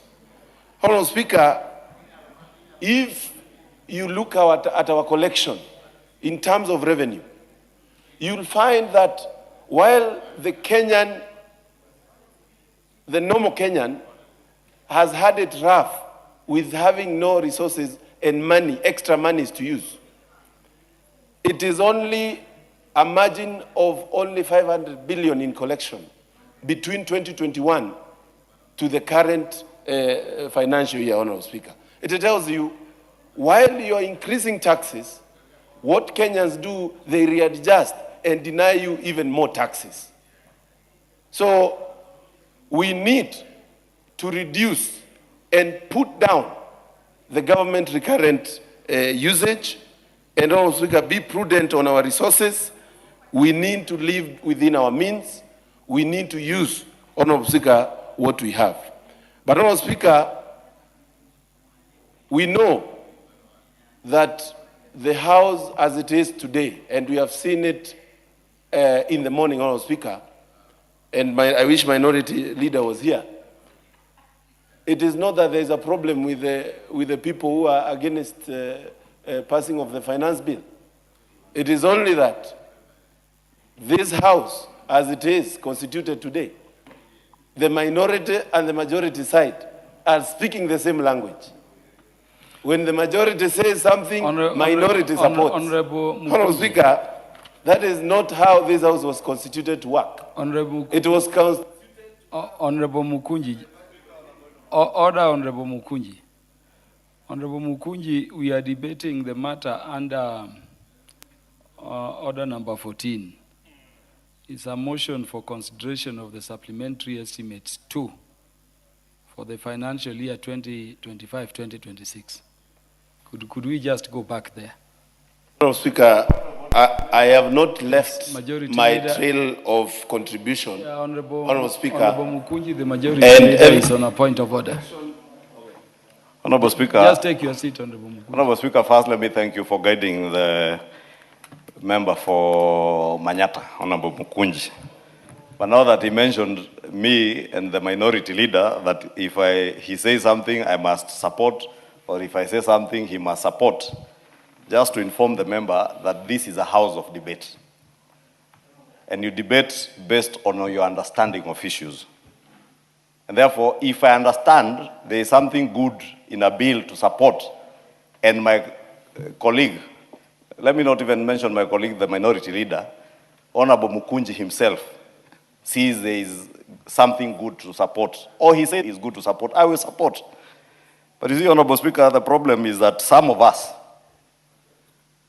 have taken this chamber as an avenue for propagating rumors they collect out there. And I said here yesterday, Honorable Speaker, you heard somebody say that the Finance Bill 2024 had provisions touching on land. Another one said they had provisions touching on Mitumba. And you could hear a select number of these members who congregated somewhere there raise the same issues, Honorable Speaker, to speak to the gallery, to speak to the people out there. This morning, Honorable Speaker, it took the person who was at the chair, to correct the member for Chwele, he's called Honorable Kalasinga, who purported the finance bill had a clause 169. Sure. A bill that had only 56, 57 clauses. Honorable Speaker, I had another one here yesterday telling us, don't tell us to point to a clause. We know, we are not fools. But I ask myself, if you are not a fool, then you should be able to read a bill and tell us this particular provision is contained in clause number 1, clause number 2, clause number 3. And therefore, thank you, Honorable Speaker, for guiding the member for Manyata to restrict himself to the supplementary estimates 2 of 2025-2026. Not to take us to that circus of just wanting to point fingers. I know some of you, like him and the member for Kajiado North, Honorable Bongokoyo, if they don't mention the lead of majority or lead of majority or lead of minority, their leaders out there will whip them. Thank you, Honorable Speaker. Honorable Mukuji, you can be sure you are protected from any whipping outside there. Honorable Speaker, I will just not respond to the majority leader, simply because there was no point of order, and he is just lucky that he got your eye and got a chance to contribute. But Honorable Speaker, my contribution was rightly put, that as we pass this supplementary budget, the finance bill is where these resources come from. And I was guiding this House simply and clearly that while we are passing these taxes, and while this House, the minority and the majority side, have combined efforts to ensure the executive have their way, they must not forget that they represent the people of Kenya. We are the only representatives that have been given mandate to speak on the behalf of people of Kenya. So, Honorable Speaker, I was saying, and I will repeat, that this House has a responsibility, Honorable Speaker. The Honorable Jared Okello is on a point of order.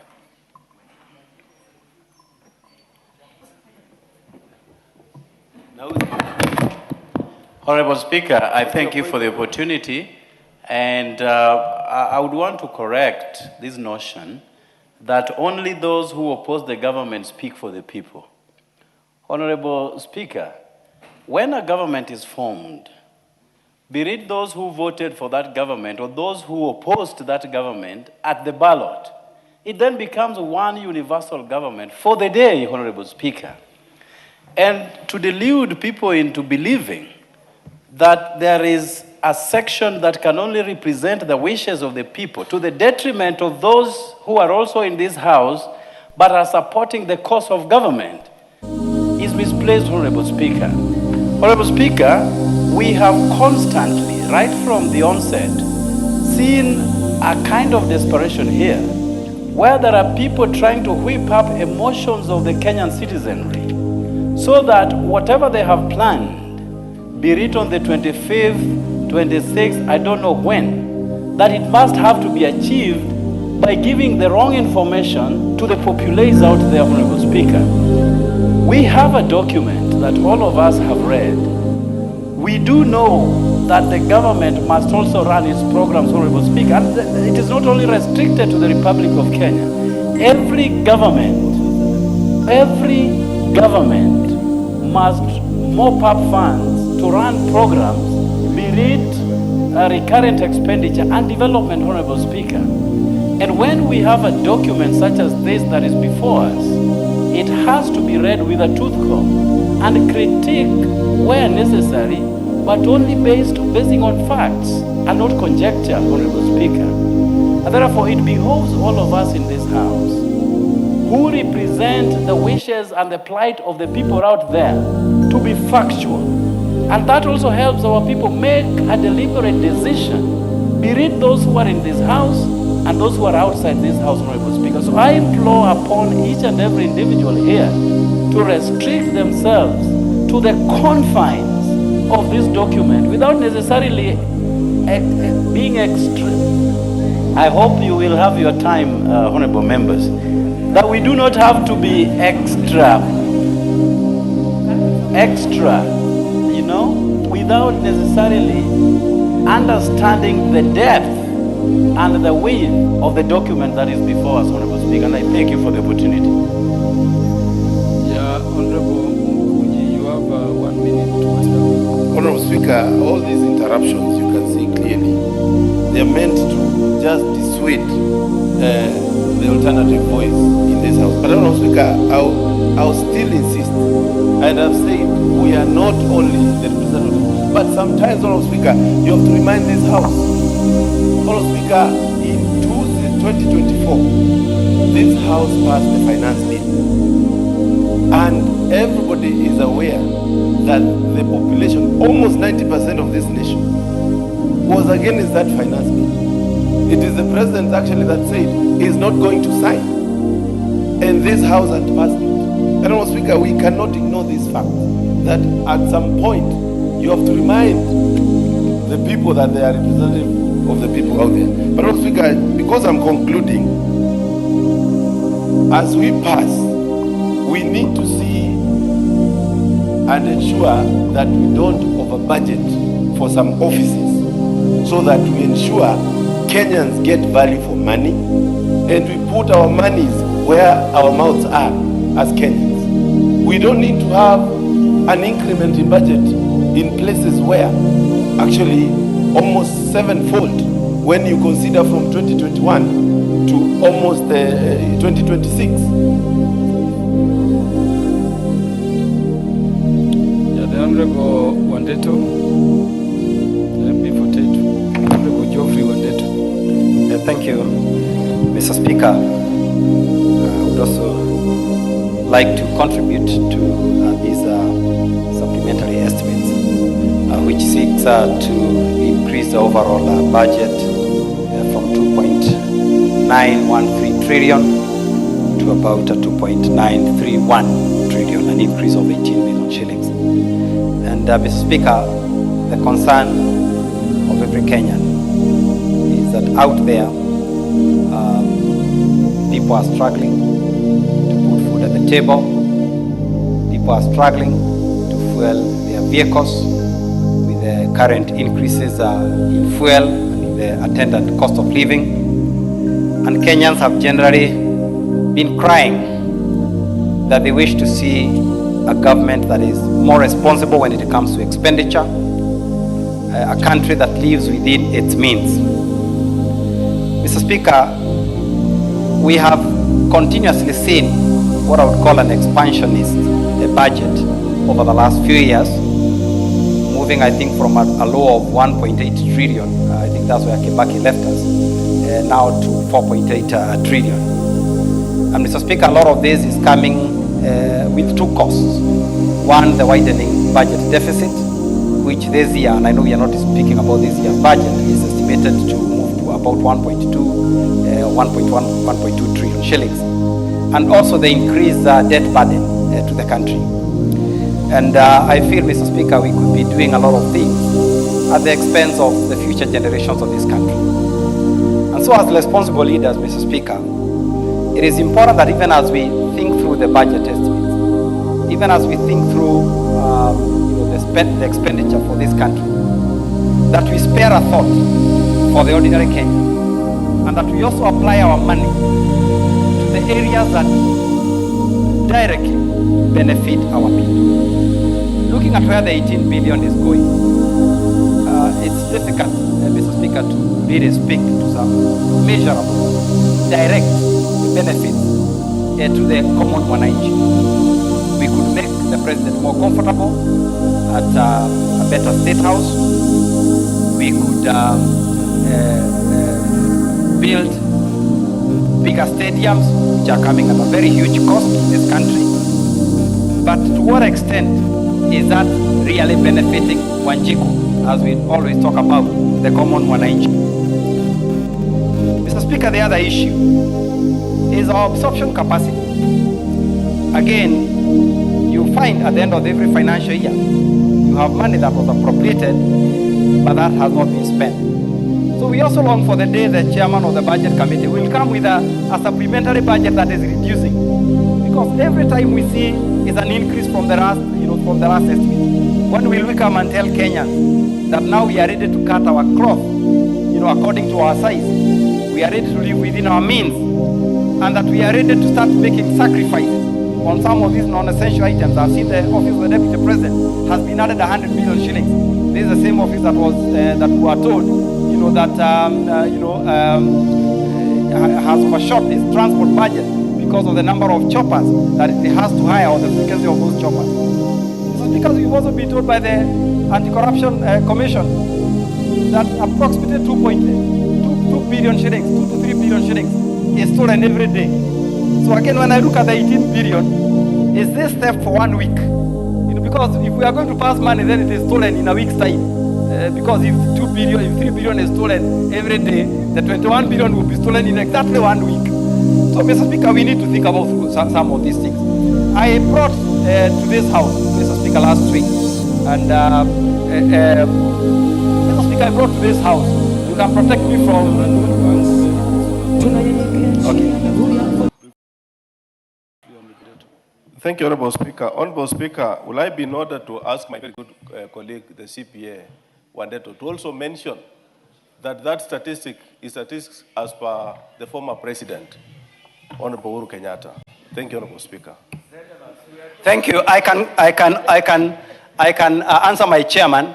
The latest ESC statistics shows that the country is losing 783 billion to corruption. So you can divide that by 365, and my chairman, I know his phone has a calculator, it will come to roughly about 2 to 3 billion. Honorable John Wandeto, just take your seat. The chair of the Departmental Committee on Justice and Legal Affairs is on a point of order. Thank you very much, Honorable Speaker. Honorable Speaker, I was studying Order 83. Honorable Wandeto is required to substantiate what he is stating as a matter of fact when he knows that he doesn't have the facts. Any allusion to 2 billion shillings being lost in a day was actually made by the former president, Honorable Uhuru Kenyatta.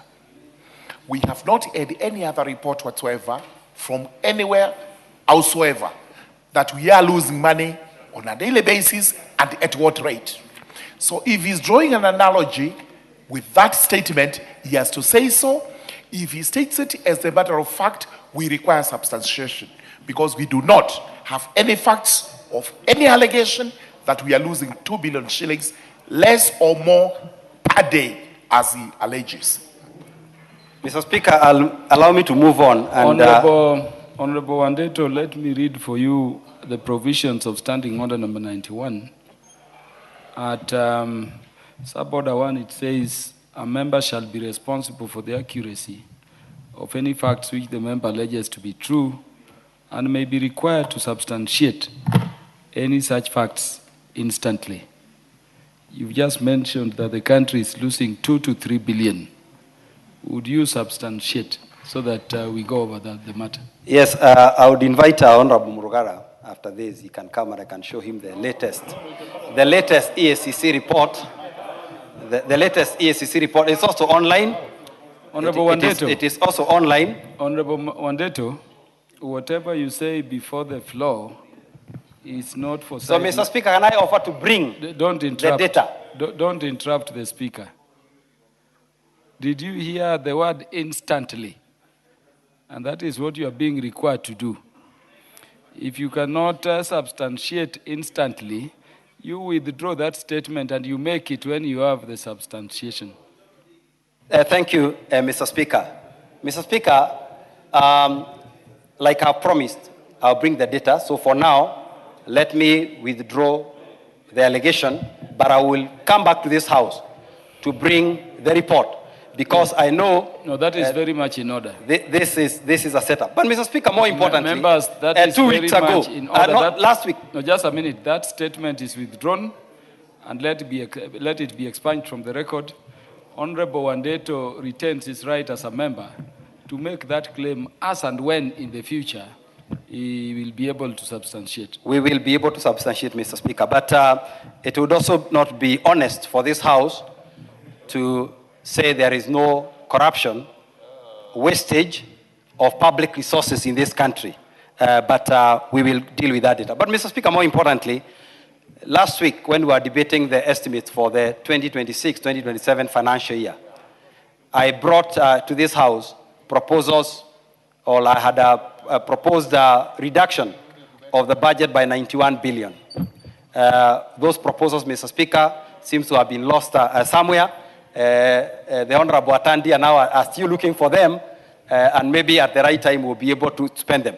But Mr. Speaker, generally what I'm saying is that as a country, this is the time to start thinking about the future generation, about reducing our expenditure, about cutting waste and unnecessary fat, because as a country we cannot grow, especially if we continue this expansionist with recurrent budget, even at the expense of a development budget. The other thing is that we are hardly meeting our revenue estimates. I heard the Honorable Mutunga saying we are adjusting this because we have realized we are going to meet the revenue. The year is still having 2 weeks pending. How did he know that we are going to meet the revenue? So, Mr. Speaker, I think we need to do a better job with these supplementary estimates. Thank you. The Honorable Makali Mulu, Doctor. Yeah, thank you, Honorable Speaker. Honorable Speaker, I will be very brief. Being a member of the Budget Committee, I join my colleagues in supporting the supplementary budget, but I have to make the following observations. The originators of supplementary budget is Treasury, National Treasury. And with all due respect to this House, Honorable Speaker, 2 weeks to an end of our financial year sends the wrong signals in terms of planning and budgeting. I think into the future, Honorable Speaker, we should be firm as a House that the last supplementary budget to this House should be coming at least a month or two to the end of the financial year. We cannot stop it because it's a constitutional provision under 223, but I think 2 weeks to the end of our financial year, that is really not good for the House. The second item, Honorable Speaker, as I conclude, and I think is this important, Honorable Speaker, I think members seem to have forgotten that the budget we are discussing, which is this year's financial budget, Honorable Speaker, had a huge budget deficit. And what has happened even over time, Honorable Speaker, many times I've talked about a moving deficit target. How I wish that some of these savings we are talking about through A&A and other amounts not being utilized would have been pushed to reduce the budget deficit so that we reduce our public debt, Honorable Speaker. Public debt is a huge problem in this country now where we are. We always keep on talking about it being sustainable, but I think we need to make a very deliberate move, Honorable Speaker, that we start reducing it. So with those remarks, Honorable Speaker, I want to support it. But Honorable Speaker, also another statement of fact, Honorable Speaker. I think members have said here that I think by design, the architecture of this House is that you have a majority side and you have a minority side, Honorable Speaker. The expectation is always that the majority side might be carrying the voice of the executive. The minority side is expected to provide alternative voice to that voice of the executive. And in a situation where you find that in many cases, and Honorable Speaker, I want to challenge anybody in this House to tell me when is the last time we had the minority leader of this House giving different opinion from the majority leader, so that he can come and try to harass his deputy by saying that he is taking over his position. It is not taking over his position. It is stating things as they are, Honorable Speaker. Honorable Makali, don't go back there. No, Honorable Speaker, I think he's stating things as they are. In fact, let me tell you. But with those many remarks, I submit, Honorable Speaker. Lastly, Honorable John Kagusha.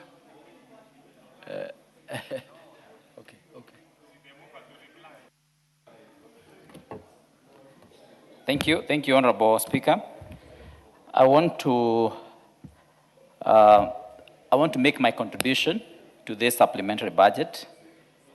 And of course, I have a few observations I have made. And for that reason, I want to oppose this supplementary budget. Honorable Speaker, if you look at the additional request for supplementary number 2, table number 1, vote number 1012, Office of the Deputy President, we are increasing his allocation at this late hour with 200 million Kenya shillings. Vote number 1017, we are increasing the allocation for State House with 1 billion Kenya shillings. Vote number 1026, State Department for Internal Security and National Administration, again on recurrent, is being increased by 1.55 billion Kenya shillings. Vote number 1281 on National Intelligence Services is being increased by 3.55 billion Kenya shillings. Honorable Speaker, the total amount of money that is being increased 2 weeks before the end of the financial year is 6.3 billion Kenya shillings, and this is recurrent expenditure for the high and mighty of this republic. Honorable Speaker, considering that we have very many challenges in this country that we are facing as a people, it is unfair that this House should sit today to pass a supplementary budget that is increasing the comfort of the executive by a tune of 6.3 billion Kenya shillings. Honorable Speaker, this would be the most unfair thing that we can do in this country. Remember, we have very many people who are suffering and are not able to pay their hospital bills. We have very many people today and schools that cannot run because they have not received their capitation. Yet, we have a challenge whereby we want to pass this kind of budget that is going to be for the benefit of the executive and the president and his deputy and NIS. Honorable Speaker, I also want you to draw your attention also to the way we have revised the revenue downwards by 153 billion Kenya shillings. And as we are doing this, you are increasing the budget by a whopping 17 billion. And clearly you can see the budget that you're increasing is giving 6.3 billion Kenya shillings to the executive. Honorable Speaker, by doing this, yes, we are now expanding our deficit. Order, Honorable Gaguchia, somebody is on a point of order. The Honorable Member for Migori. Thank you, Honorable Speaker. What's your point of order? Honorable Speaker, the member has just said that the increment is for the President and his deputy. I'd like to remind him that that office does not belong to His Excellency Ruto. That office belongs to Kenyans. So it's not a personal benefit to the President and his deputy. He needs to be very clear on that. And you know, just on a light note, Honorable Speaker, I have been in opposition. Let us oppose with sincerity, not just to make a name. You know, the way we are opposing things here, it's like we are doing a game. It's like for the television to capture you. I have been opposing in this House, but I oppose with matters that really concern Wananchi, and I say the truth. I don't just bring stories like this one of benefit to Honorable Ruto. How is he going to benefit? He has his salary. He's eating in his house with his wife, his salary. So there's no benefit directly to a person. It is to the office. So even your future president that you think might come will benefit on that note. Even the State House that has been renovated, it is not for His Excellency. I am still on His Excellency, Honorable Speaker. There's disrespect from the Honorable Member. I am on the floor. He's standing right behind me. It doesn't work like Honorable that. Speaker. Order, Honorable Fatima. Honorable Speaker. I made my point, but also Honorable Speaker. The member for Migori is not on any point of order, and she is. Order, Honorable Gaguchia, proceed. Give the mic to Honorable Gaguchia, please. Prosecute the matter that is before you. Honorable Speaker, there is no cure for ignorance. Honorable Member, when you see a member of the National Assembly starting to say that money that is appropriated for the State House is for the benefit of young kids and students who are in high school, who are waiting for the capitation that they have not received. Honorable Member, that's when you realize that member is extremely ignorant and does not understand how public finance plays out in this country. Honorable Member, Honorable Speaker, the deficit for the... Honorable Gaguchia, when the chair tells you order, you freeze. There is a member of parliament who is on a point of order. When you rise on a point of order, you surely would want to be given an opportunity to prosecute your point of order. Honorable KJ, what's your point of order? Mr. Speaker, I thank you. And we must speak to members of parliament who are serving their first term to know that this House is guided by the standing orders. And the standing orders do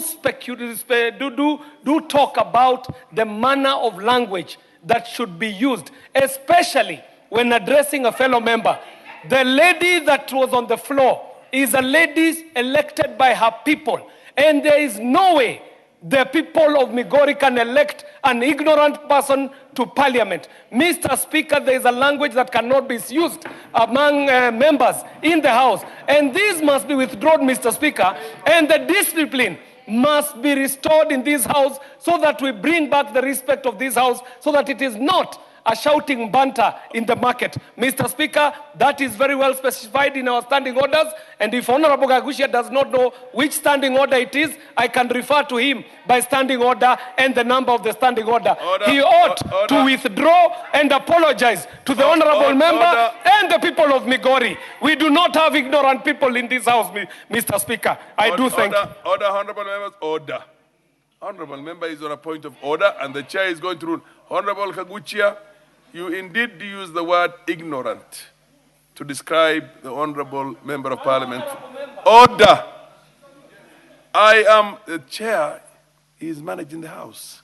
He doesn't need any support from anybody. The Honorable Kaguchia, you did refer to the honorable member for Migori as ignorant. You with the order. Order. Order, order. Honorable Kaguchia, when the chair is addressing you, you don't stand. You sit down. Order. Order. Honorable members. Who is the one who said order? Honorable member, the word ignorant is unparliamentary. Please withdraw that and proceed on with your representation. Honorable Speaker, I actually said that ignorance has no cure. And anyone who has found cure for ignorance might as well inform me so that I can know what that cure is. Honorable Speaker, I only say that ignorance has no cure. Order, honorable members, if that's what the honorable... Order! Honorable Fatuma, you have had a long spell for you to prosecute your point of order. Allow other members of parliament also to prosecute the issues on this. Order, order. No. If he thank you very much. He said, as he puts it, ignorance is no cure. He did not specifically say the honorable member for Migori is ignorant. Proceed. Thank you, Honorable Speaker, for that protection. Honorable Speaker, I find that the deficit in our budget now has been expanded by 170 billion to 1.3 trillion Kenya shillings from 1.99 trillion Kenya shillings. And you also realize from this supplementary budget, the domestic borrowing has been expanded by 162 billion to 1.13 trillion Kenya shillings. Honorable Speaker, we are speaking from, or this country is now speaking from double sides of the mouth. When you say that we are not going to borrow, and then you see this kind of increase being done. Honorable Speaker, I propose this money that has been allocated in this supplementary budget to State House, to Deputy President's office, to NIS, to Interior, to the tune of 6.3 billion Kenya shillings. That these four offices are meant to spend this money within the next 2 weeks. Honorable Speaker, I respectively propose that that money be put on road construction, be put on capitation for schools, be put on medication for our people in hospitals, and be put on agriculture to subsidize seeds, especially now when we are going to planting season very soon, so that our people can benefit from these maneuvers that we do in our supplementary budget, rather than benefit a few individuals who seem to be enriching themselves, living large and comfortable lives at the expense of Kenyans who are suffering. Order, Kaguchia, order. I'm actually directing the clerks at the table. Every time the Speaker directs somebody and says order, if that person continues on talking, switch off the mic. That's the rule. What's your point of order, Honorable Kimani Ichung'wah, Majority Leader? Thank you, Honorable Speaker. On relevance, Honorable Speaker, and I was listening to the member for Mukurweini, Honorable Kaguchia. Just to remind him, we are debating supplementary estimates two.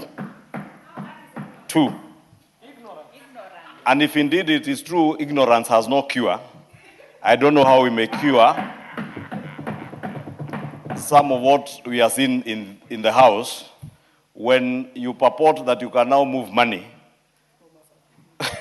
in a supplementary 2 budget, 12 days to the end of the financial year to benefit this and that group. Truly, Honorable Speaker, ignorance would have no cure in that case. And if ignorance has no cure... Ignorance has cure because if somebody is ignorant, he gets informed or educated. Honorable Speaker, you know, if ignorance has no cure, even the ignorant, you may not be able to educate them. That is why, Honorable Speaker, you have had some people say that this and that clause has this and that when it doesn't have, and when you challenge them, they tell us, don't refer us to the clauses in the bill.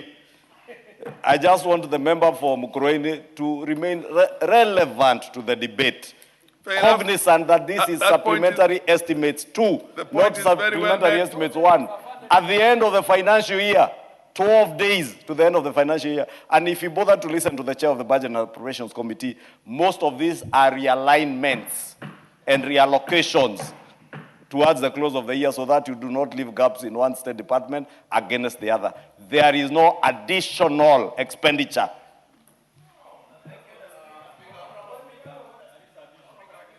Proceed, Honorable Kaguchia. Allow Honorable Speaker, just a minute, Dr. Oudo. Honorable Speaker, arrogance is worse than ignorance.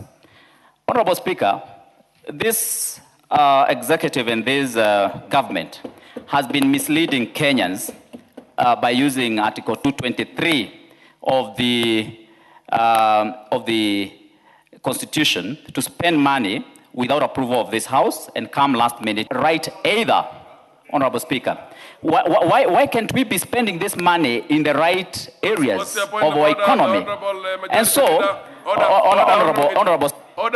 Honorable Speaker, as much as we are saying ignorance has no cure, Article 223 of the Constitution is an article of the Constitution of Kenya. And the article was not useful to the country. We will never have enacted into law in 20 days up to this House to oversight whether those funds are going to proper use. I wish the member was speaking to those issues, but not telling us that Article 223 you made your point, Honorable Majority Leader. Allow the Honorable Speaker, the Article 223 would have been okay if we were using it to help get medication and drugs in hospitals. If we were using it to build and construct roads, but not for hiring choppers, not for hiring jets, which have massage seats, not for moving from... Honorable Atandi, is there a point of order?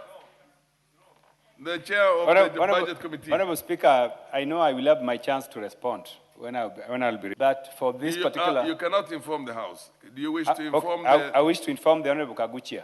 Honorable Kaguchia, do you wish to be informed? That... Be informed by Dr. Oudo, sorry, not by the... Yeah, Dr. Oudo, please. Honorable Speaker, let me reframe my concern. That if it's a point of order, yes, and you want to... Yeah, it's a point of order. You want to clarify... Yes, I would like to clarify. Yes. I would like to clarify that even though the majority leader has explained the purpose of Article 223, which is an act which is in the law, and we have used it before. But for the sake of this, for the sake of the matter before the House, yes, we are not regularizing any expenditure under Article 223. So therefore, the Honorable Kaguchia is out of order to be continuously talking about Article 223 as if it is something that is before the House. The supplementary bill before us, supplementary 2, SMS 2, has nothing on Article 223. So let him be informed. Thank you. Honorable members, for purpose... What's your point of order? On order to who? Who is out of order? I know you can't inform him because his time is up. But order. Honorable Kaguchia, I give you half a minute more. But please be relevant and use your time properly. Honorable Speaker, I want to clearly put it that the chair of budget has talked about Article 223. Order. Do you wish to be informed by Honorable Oudo? Yes, Honorable Speaker. Proceed. Honorable Speaker,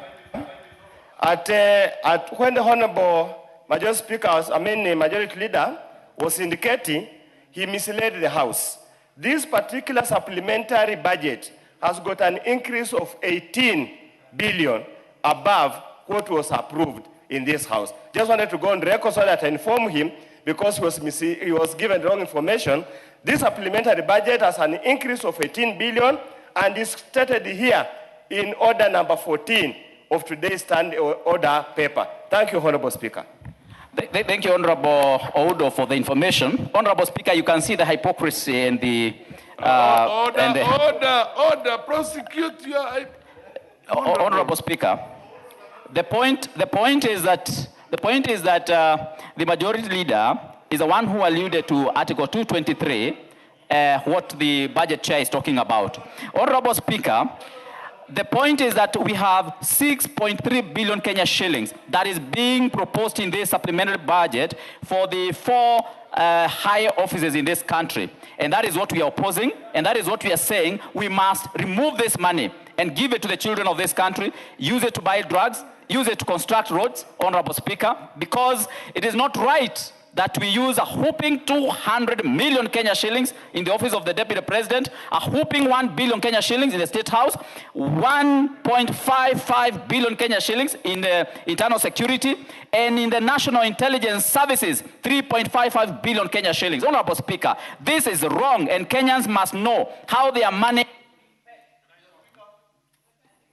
Time is up. Honorable Murugara. Yeah? Murugara, Honorable Murugara. Honorable members. Thank you. Thank you very much, Honorable Speaker. Honorable Speaker, we must always get those notions which are wrong out of the way. Number one, we are doing exactly what we are empowered to do, which is to approve a supplementary estimate brought to this House. The only requirement we need from the executive is exactly what is the purpose of that supplementary estimate. Where it turns on Article 223, this House would actually be informed accordingly and may ratify the expenditure or decline to ratify the expenditure. As far as this estimate is concerned, we've been informed that these are realignments. These are reallocations. Money that was budgeted for, but has to be moved so that it is in tandem with what the country needs. It is wrong for us, honorable members, to say one state department is not important, another state department is more important, while in actual fact, we do have budget allocations for each of these state departments. It cannot be said that the office of the president or state house is not important to this country. In fact, it is the seat, the unifying seat of the country is actually at the state house, in the office of the president.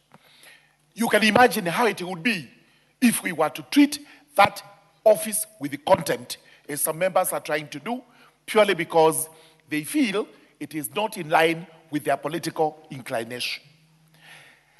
You can imagine what would happen if there is any of the state departments that is underfunded and therefore has to be funded through an alignment.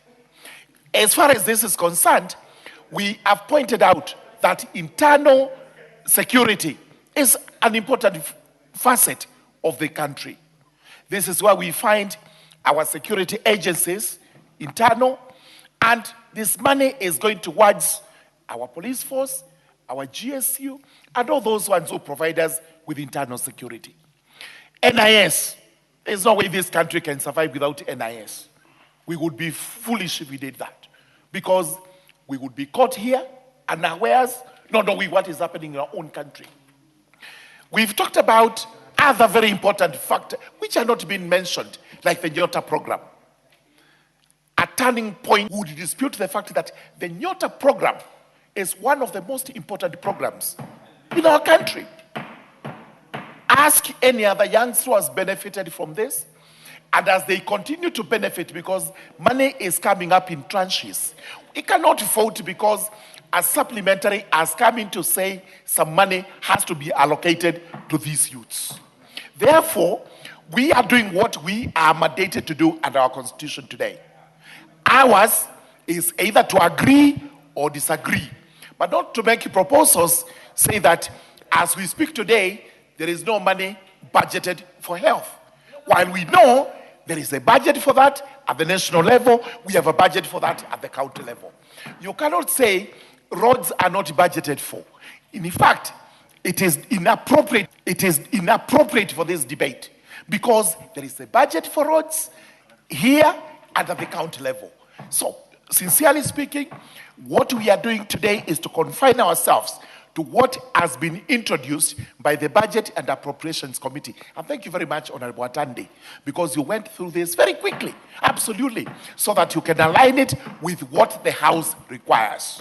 This is why we are saying, in the remaining 2 weeks, for whatever reason, if there is any money that is going to be misappropriated or misapplied, that is our work. That is why it's called oversight. Pick it out, bring it here, and we shall deal with it in accordance with the law of the country. Therefore, Honorable Speaker, I do support this report that we pass the miscellaneous appropriations bill. MP for Game.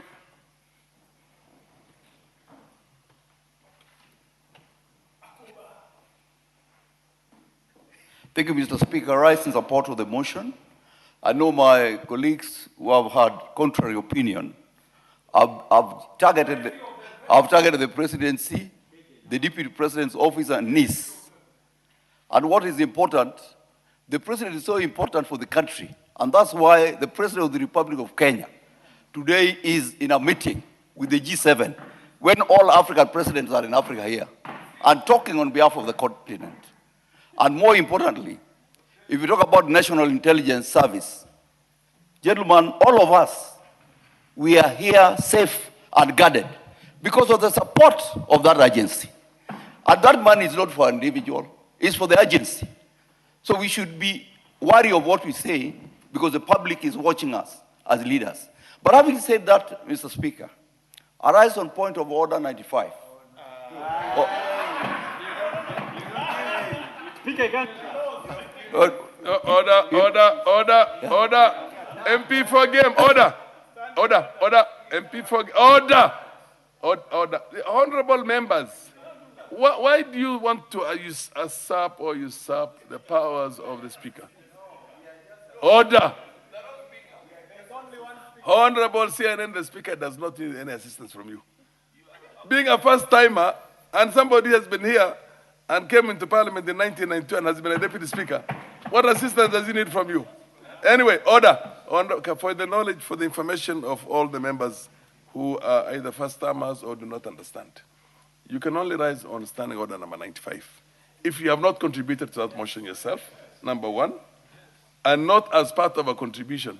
With moment, so whoever who has to stand on a standing order number 95 can only do it if he has not contributed to that matter itself and feels the matter is properly addressed. Okay, order, you have already exhausted your time. Just sit down. Are you on a point of order? Yes, proceed on the point of order, yes. Thank you, Honorable Speaker. I want first to confirm that I have not contributed to this debate. Fair enough, it's understood. If much you had as I would have wished the clerks at the table would have informed me. So much as I would have wished to do so, Honorable Speaker. But, Honorable Speaker, I want to stand under Standing Order number 95 into bracket 1.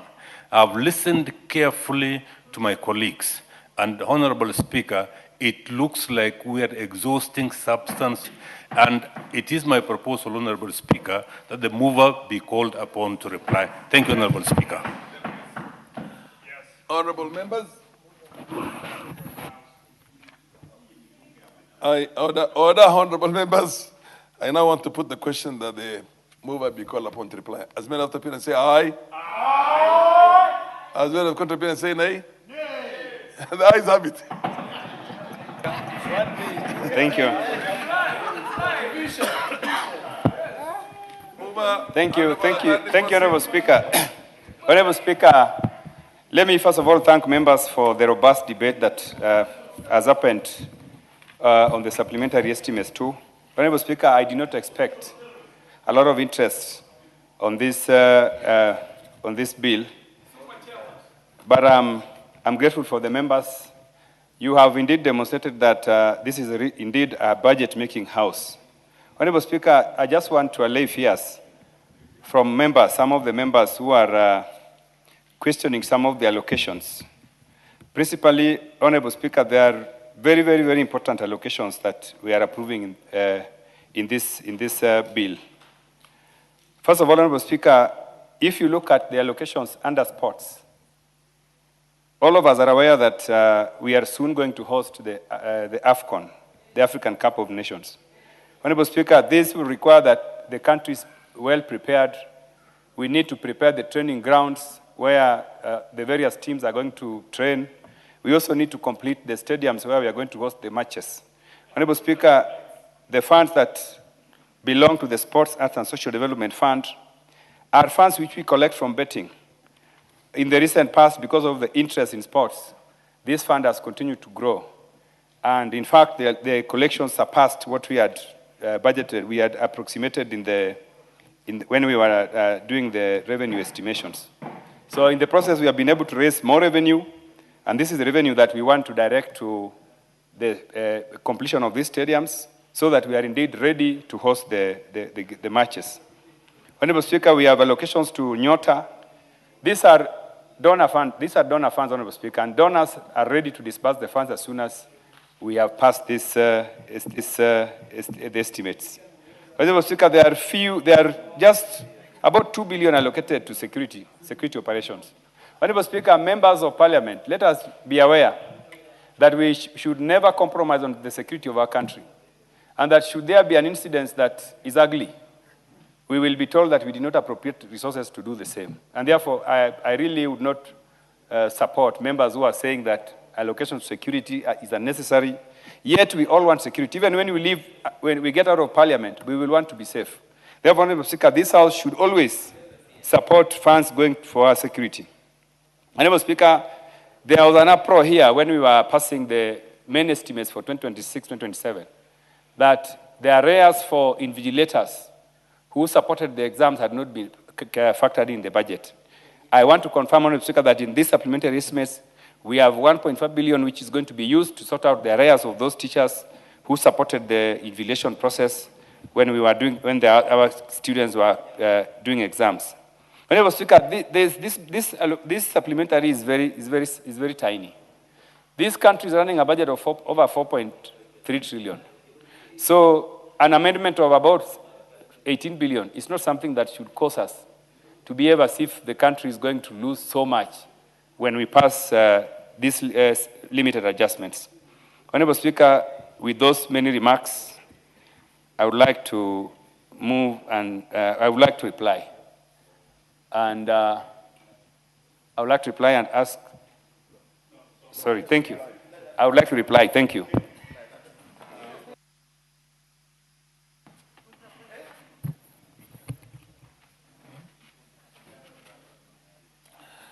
Honorable members,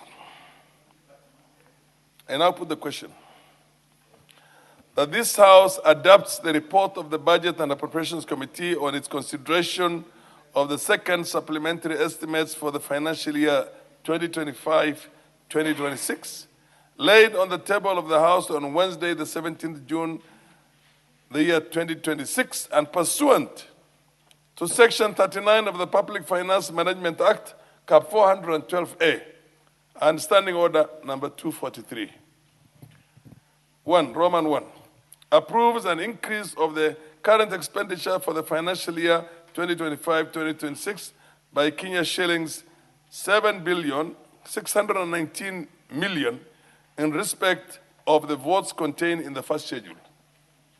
Roman 2, approves an increase of the capital expenditure for the financial year 2025-2026 by Kenya shillings 10,618,023,911 in respect of the votes contained in the first schedule. Roman 3 approves an overall increase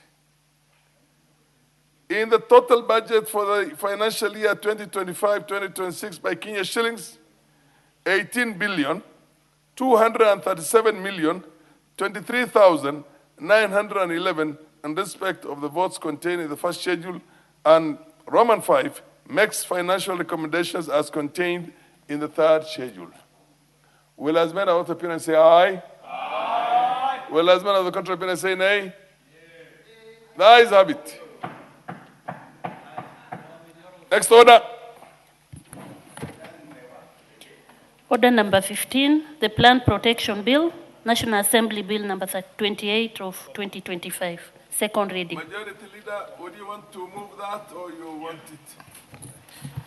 Thank you, Honorable Speaker. Honorable Speaker, I rise to move that the Plant Protection Bill, National Assembly Bill number 28 of 2025, be now read a second time. Honorable Speaker, allow me first to thank the Committee of Agriculture who considered this bill and took it through very extensive public participation, because this is a very critical bill in a country like ours, which we pride ourselves of being an agro-based economy. Honorable Speaker, you members are aware that in an agro-based economy like ours, productivity, especially of our food crops, is very critical, not just in the matter of sustaining our food security, but also in ensuring that we are stable as a nation, because without food security, instability as a nation comes into play. Honorable Speaker, the provisions of this bill is quite a lengthy bill, Honorable Speaker, with almost 60-something, 75 clauses. And it is important, Honorable Speaker, I continue to re-emphasize the number of clauses in the bill, so that those like the member for Kobchai, the Honorable Kalasinga, who are purporting a finance bill has 169 clauses, and referring to a bill saying that clause 169 in this bill, and the bill had only 57 clauses, so this bill has only 75 clauses. So for those who are not very keen in reading bills, it's important that you go through every clause of a bill, so that as you legislate, you are aware what are the provisions of each and every clause in a bill. That is what good legislators do. Good legislators don't listen to propaganda out there, watch the things that are being said on TikTok clips or what is being said on social media, then come to propagate that on the floor of the House. You make the House look unserious and actually expose your own sense of ignorance and lack of wisdom. I do not want to say foolishness, it is lack of wisdom. When you come to say things that do not exist, and you go out there and make the world believe that they exist. Therefore, this bill, Honorable Speaker, is repealing the Plant Protection Cap 324, which was enacted during the colonial government in the year 1937, principally to secure Kenya's agricultural value chain. And as I've said, we prided ourselves as being an agro-based economy. And indeed, being an agro-based economy, a lot of legislative interventions have happened over the years since 1937. But it's become important that we now relook at this Plant Protection Act that was enacted in 1937. And specifically, the bill seeks to modernize our structures to handle the rapid transformation that we are seeing in our agricultural sector and the global dynamics of agricultural trade. And I say the massive transformation in our agricultural sector because, Honorable Speaker, you remember 3 years ago, we were unable to feed ourselves. 3 years ago, we were importing sugar. If Kenyans have forgotten, sugar was trading at over 500 shillings a kg of sugar in our supermarkets. Our other food crops, like maize flour, was trading at 260 shillings in our supermarkets. Honorable Speaker, if you protect me from the member Joshua Kimilus, or someone who is shouting from his seat. Order, Honorable Joshua. I'm not going to mispronounce your name again. So, yes, what's your point of order? What's out of order? Mr. Speaker, I respect majority leader, but does he has powers to abuse me by calling me Kimilu? Kimilu, not Kimilu, is an abuse. And I want majority leader to withdraw and apologize to me, because that's an abuse. Mr. Speaker. Yes. Honorable Speaker, you know, even himself, he seems to be uncertain what his name is. Point of order for KJ. I do not seek to interrupt my majority speaker, but Mr. Speaker, in this house, we come from different parts of the country. Yes. And the speaker who is on the seat himself is on record being unable to pronounce the name of the honorable member. Yes. So, Mr. Speaker, some of these are not things that we should waste our times about on the floor. I think, Mr. Speaker, the honorable leader of majority was on a great point about misinformation and heckling on the floor of the House. So, Mr. Speaker, I think what he was calling you to is to call him out on heckling while members are contributing in the House, Mr. Speaker. And Honorable Joshua Kimilu. I had said from the beginning, I will not make a mistake the way I made it last time. I know the honorable member is called Kimilu. Proceed. Thank you, Honorable Speaker. It may be difficult for some of us to pronounce names, but anyway, they are not important. Well, Honorable Majority Leader, order. You are the one who You are the one who corrected me last time. Honorable Speaker, last time when you mispronounced that name, he shouted from his place and you aren't hearing what he was saying, so I heard what he was saying. But anyway, I was saying moving on because names are not important in this case, especially if there is no value addition to the debate that we are on. Because we are on the debate of the rapid transformation in our agricultural sector. That packet of flour, maize flour that was selling at 260 is now below that 260 and below 200 shillings, Honorable Speaker, in the region of some brands 110, 130, 140. And that transformation, Honorable Speaker, has not come by mistake or by accident. It has been out of deliberate policy decisions that have enabled our investment, our huge investment into the agricultural sector. Honorable Speaker, that investment, whether it is in the seed input or fertilizer subsidy program, which we just allocated another 19 billion shillings, Honorable Speaker, to ensure that this rapid transformation continues. So that those of us who are fond of inciting people around the price of unga, remember some time back there was an unga revolution, then we'll have to get an agenda for themselves to ride on. Just like you have seen, Honorable Speaker, today, unfortunately, there are a handful of members, about 14 members of parliament, who are trying to incite emotions in the country around the question of the finance bill, simply because they could not articulate clear issues that were of concern to the people in the finance bill, because some clearly had not read that finance bill. Therefore, the global dynamics in the agricultural trade, Honorable Speaker, I was speaking about, are also issues that touch on climate change, on the use of organic fertilizers and artificial fertilizers. And those global dynamics are changing the way we manage our agricultural sector. And we must be cognizant of these things and be able to create legislation that speaks to the issues where people are insisting on only organic foods and foods that are used, are grown using organic matter. And therefore, part of what this bill is speaking to are these global dynamics in agricultural trade to ensure that we align ourselves and our country's agricultural sector with the changing world or the changes that are there in the world. And therefore, this bill, Honorable Speaker, equally repeals the act, that old act, to align with the current constitution and give clear roles to both levels of the government in the sector, because when we enacted the first Act of Parliament in 1937, there was one unitary national government. Now we have two levels of government, the national and the county governments, and you are aware that the agriculture as a function of government has since been devolved to our county governments. And therefore, this bill seeks to ensure that we have a harmonized way of relations, or there is harmonization of relations between the two levels of government, and we have removed the historic regulatory duplication and friction that existed between our two levels of government. Therefore, the national government is being given its own mandate in ensuring that we retain border surveillance and international policy decisions. But then when it comes to managing of local plant clinics, building farmers' capacity, execution of on-ground pest management, that has been set aside to be done by the county governments, Honorable Speaker.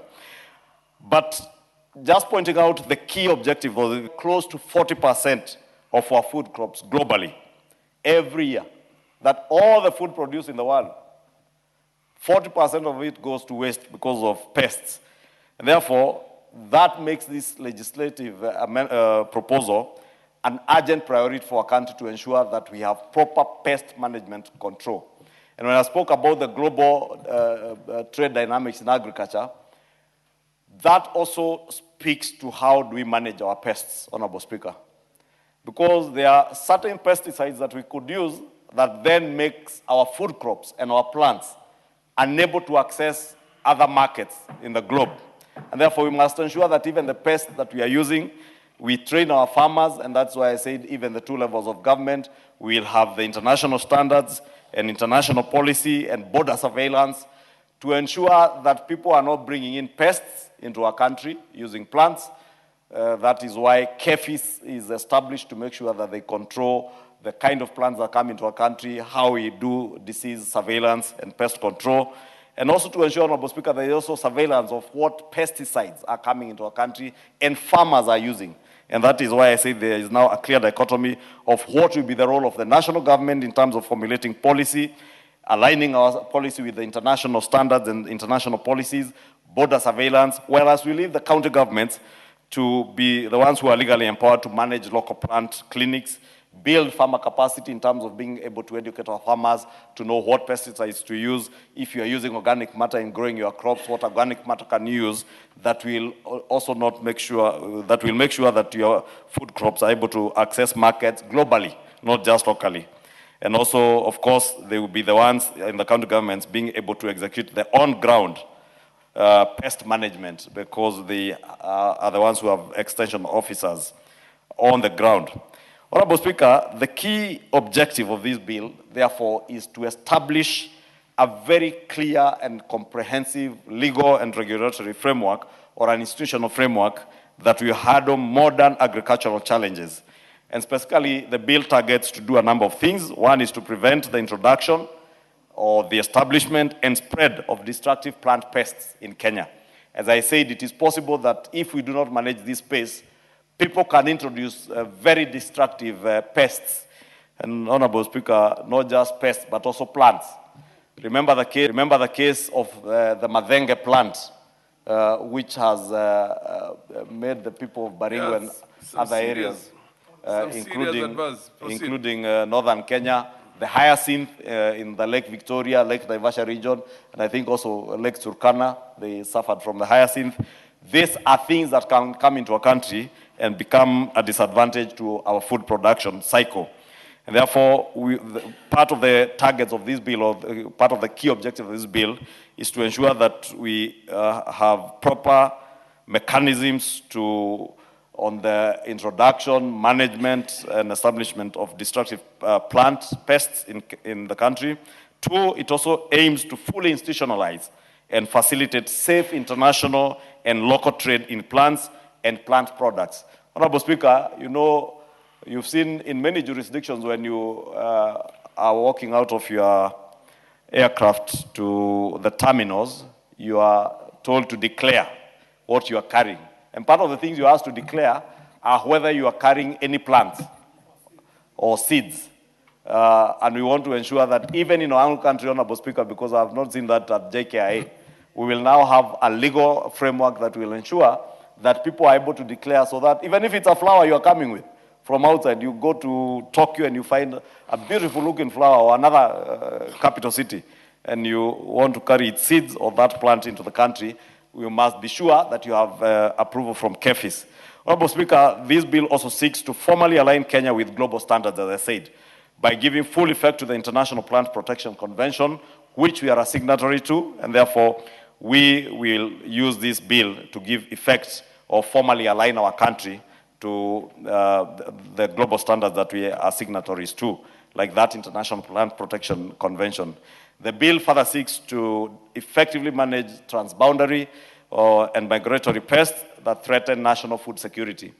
You remember, Honorable Speaker, like 4 years ago or so, maybe 4 or 5 years ago, in 2020 or 2019, there was an invasion of locusts. And I remember the then Minister for Agriculture, I think it was Peter Munya, telling people to photograph pests, the locusts, and send that effective transboundary and migratory pest management system. Therefore, we want to create that mechanism so that the current Minister for Agriculture, should there be an invasion from any of our neighboring countries or from one country to the other, will not stand up to tell us, you take photos of locusts and send to the ministry, then we'll be able to establish whether it is a harmful one or the unharmful one. We will have a system now where you are able to manage this transboundary migration of any harmful pests, so that you're able to track them and know if there is an invasion of a harmful pest that would diminish our food crops or our plants, you arrest it in time. The bill also establishes a very comprehensive institutional framework that coordinates levels of government. As I said, this is a bill that is dealing with a matter that touches on devolved levels of government, and therefore, even upon passage in this House, we expect that it will go to the other House. Clause 7 and 8 of the bill, Honorable Speaker, designates the Kenya Plant Health Inspectorate Service, KEFIS, that I had referred to, as a national plant protection organization. And by formalizing KEFIS, Honorable Speaker, through this bill as our global inquiry and contact point, the bill ensures that the Kenyan agricultural exports command unmatched regulatory and trust across international markets. And this is very important, Honorable Speaker, because I said people out there who are sensitive to the kind of plants or food crops they are eating want to be certain that if I get tea from Murarandia Tea Factory in Muranga, that tea is grown in line with the international and global standards in terms of the pest control mechanisms that have been applied on the plants, in terms of whether people want organic tea or organically grown tea, that if KEFIS has certified that, KEFIS now is our reference point for this, and it becomes a global inquiry and contact point for our country, that any person out there can be confident that what has been certified by KEFIS is in line with the international standards set out, and therefore this further strengthens our strength in the global agricultural markets, and we'll be able to have our food crops, our cash crops being able to access our international markets without having any non-tariff trade barriers, because people are not certain whether you adhere to international conventions on pest control, how you manage your plants. Honorable Speaker, the other thing I think I could touch on is clause 11 to 14 that creates the specialized Kenya Technical Committee on biological articles and control agents to aggressively fast-track the risk analysis and registration of eco-friendly biofertilizers and organic soil conditioners. Because, Honorable Speaker, again, if we lack a system where we have such a technical committee that is dealing with biological articles and control agents, it is possible, and we have no system of doing risk analysis and registration of eco-friendly biofertilizers, organic soil conditioners. We could find manufacturers of some of these biofertilizers and organic soil conditioners producing things that may be harmful, 1, to our plants, 2, to our health, or 3, to our soil, and make our country or our soils less productive. And the only way to safeguard that is to make sure that we have a technical committee of biotech specialists who will be able to analyze whatever is coming into our country, to ensure that the biofertilizers or whether it is soil conditioners that we are using, first, are not harmful to ourselves, they are not harmful to our soils, they are not harmful to our plants, and they will not in any way interfere with the ecological balance of our agricultural productive areas or our soils, Honorable Speaker, because again, biological warfare in today's world is real. And you may find people who don't mean well for you, sending you bioagents or things that will come and spoil your soils, or even spoil the variety of plants that we are using as food crops. Honorable Speaker, I spoke about border surveillance and enforcement powers that I don't need to belabor, because that, again, as I said in the bill, has been designated to our national government, and the roles of the county government are also clearly stipulated. Honorable Speaker, clause 44.1 and 45.1 collectively establishes the dedicated national and county plant health emergency response committees to provide a highly synchronized, swift crisis management structure where biosecurity breaches occur. Because, Honorable Speaker, case in point is that issue of locusts. This had nothing to do with biosecurity. It was just an invasive pest. But you remember those 4 or 5 years ago, there was absolutely no coordination between the county governments in Isiolo, in Marsabit, I think also parts of Laikipia, where this invasive pest came from, and the national government. That is why you had the minister then telling members of the public to take photos of the locusts. But if there was a coordinated way of working between the two levels of government, and that is what this bill is seeking to do in clause 44.1 and 45.1, that you have a coordinated mechanism between the national and the county plant health emergency response committees, such that if there is any biosecurity danger anywhere within our country, the county government at the local level is able to arrest that, and they're able to coordinate with the national institutions to be able to arrest things before they become catastrophic to our food security or food basket. Honorable Speaker, as I said, this bill is very detailed. It's not one among the bills that people can come here to contribute to without having read.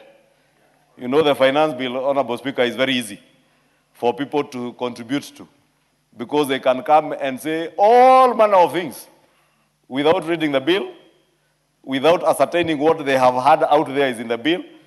That is why you had a very serious leader, or a leader who ought to be a very serious leader in this country, purport that the finance bill had a clause that was converting all leasehold land. Imagine including my small piece of land that is freehold. He purported that it was going to be converted into leasehold. And you know, I pitied my good friend and learned friend. He purports to be a presidential candidate. But you know, when you are a presidential candidate, leave alone a presidential candidate, when you aspire to be anything, anywhere, or to lead anyone, anywhere, you must have your facts on your fingertips. And all it takes is simple reading, Honorable Speaker. This bill is very massive, as I said, 70 plus clauses. The finance bill was only 57 clauses. Only 57. I felt very embarrassed, Honorable Speaker, yesterday when I sat here and listened to people speak about issues that were not in the finance bill. I have seen the same people misinforming members of the public in a press conference out here, telling people things that are not in the finance bill. I am waiting when the House Business schedules the committee of the whole House to see how these shameless people will treat Kenyans. Kenyans are more intelligent now, Honorable Speaker. Kenyans know that some years back they were being misled to believe that when a bill goes through second reading, is a fait accompli, that matter has been closed. Kenyans were made to believe that when you finish second reading of a bill, you don't need to amend. That is why we are being told, reject the entire bill, don't amend. But now we must continuously educate Kenyans, Honorable Speaker, to know that when we debate a bill like this in second reading, We are speaking to the pros and cons of what is contained in the bill. But the committee has also done extensive stakeholder engagement. And if you read the committee's report, you see they engage with the State Department for Agriculture, with KEFIS, with industry players, including manufacturers of our agro products, agro-based, those biofertilizers, soil conditioners. They have engaged with research institutions, serious research institutions like CARO. They have engaged with people like Kenya Seed, who are producing seed, and other seed growers, private sector players, agrochemical associations, so that we inform our debate or the legislative pieces that we enact in this House with facts, with proper data, and the same goes with the finance bill. We go out to the public to listen to their views. The committee tables a report that informs our debate. And therefore, as serious legislators, as serious leaders, elected by the people to come and represent them, the best we can do is just to take 10, 20, 30 minutes of our time to go through the executive summary of the committee's report when it is tabled. To get a bill like this, Honorable Speaker, and if you turn to the back of the bill, it speaks to the memorandum of objects and reasons. So I get very ashamed, Honorable Speaker, when a member of parliament stands here and purports that in a bill like the finance bill that was reducing VAT on Mtumba from 16%, taking it to exempt, you are telling Kenyans they are taxing Mtumba. You are not telling Kenyans the truth. That Kenyans pay 16% on their Mtumba when they import it. But because it is easier and more convenient politically to speak to the gallery from the floor of parliament, you want to abuse that. You may look intelligent when you are abusing that here. But when people discover the truth, you look very foolish. And we must safeguard our integrity and the dignity of this House. Because I want to believe every member who is elected into this House is elected as among the best in the areas they come from. Therefore, you must exhibit that. When you come and tell us in the House, like the member for Kabuchai, that clause 169, what are you telling us about the people of Kabuchai? The people of Kabuchai have produced very serious scholars in this country. You can imagine a senior counsel like the Speaker of the National Assembly. He's from Kabuchai. Therefore, that cannot be a reflection of the people of Kabuchai. And I must apologize to the people of Kabuchai. I must apologize to the people of Kabuchai. Because they have serious leaders, serious people, serious scholars who can read a bill and say this bill has 57 clauses, there is no clause 169. You know, I had the member purport that we are moving, rental income tax is being moved from 7.5 to 30% based on Schedule 3. What's the point of your point of order? Mr. Speaker, is a majority leader in order to use the platform to start campaigning for colleagues here by saying he's apologizing for the people of Kabuchai, which is not important, Mr. Speaker. Can he concentrate on the bill, Mr. Speaker, because we also want to contribute, but to stop trying to decampaign colleagues here in this parliament, Mr. Speaker. Thank you. Honorable Speaker, you know that is not a point of order. If I wanted to decampaign Joshua Kimilu, he knows I can, and he knows what I can say about him. And if he wants me to say it, I can say it, Honorable Speaker. Because for sure, I am sure he does not know what is contained in this bill even now. That is why he's not even paying attention to what is being said. You know, Honorable Speaker, I had people being told, be in the House and call division on each and every clause. And you know, Unfortunately, Honorable Speaker, when they attempted to call for division this morning, they could not even reach the numbers. These are people who are being led by more people out there than the members of parliament they are leading in here. But when you want to call for division on any of these 75 clauses of this bill, Honorable Speaker, at least do some basic research, some easy reading. Read the report, say what members of the public have said, align whatever you want to amend with what is being said. You know, we have very serious legislators in this house. When I see a legislator like the incoming governor for Kitui, Makali Mulu, serious legislator, who you will never see engage in superfluous things. When he moves amendments, they are based on what he has done actual research. And I say this because I worked with the Honorable Makali Mulu in the Budget and Appropriations Committee. That is why you will not see Makali Mulu engaging in the theatrics that you saw here in the morning, or in press conferences purporting there is a clause 169, rental income tax is being moved from 7.5 to 30% when it does not exist, because he knows the truth. And he's an expert, a finance expert. In another life, Honorable Speaker, if I was the president, I would favorably look at Makali Mulu as an expert. Honorable Speaker, I was saying this in conclusion because this is a very important bill.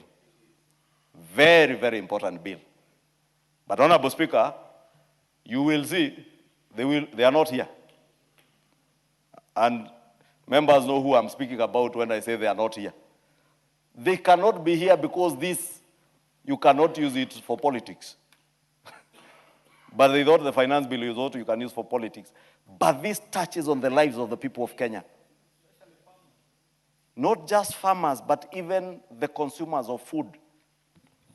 Look at the prevalence of cancer in our country, Honorable Speaker. How do we ensure that we have biosecurity in terms of the conditioners that we are using for our soils, the biofertilizers that we are using, that we don't use those that are carcinogenic, Honorable Speaker, but not the carcinogenic wheelbarrows. Biosafety. Matters biosafety. How I wish we were more members of parliament here to contribute to this debate. I beg to move, Honorable Speaker, and I want to urge those of you who are in this house at this time. This touches on the safety of the food you eat, our food security as a country, and our health as a people, and our relations with other countries in the global agricultural trade. Therefore, I want to beg that you support and urge Kenyans to also support this bill, as I thank Kenyans in a very special manner. And allow me to do this, Speaker, because it is out of this debate. Allow me to use this opportunity to thank Kenyans in a very, very special manner. Because when those in the opposition attempted to incite Kenyans against the 2026 finance bill, Kenyans have taken their time, they have cross-checked facts against what is in the bill, and even when their leaders were misleading them, I thank them because they have been able to call them out.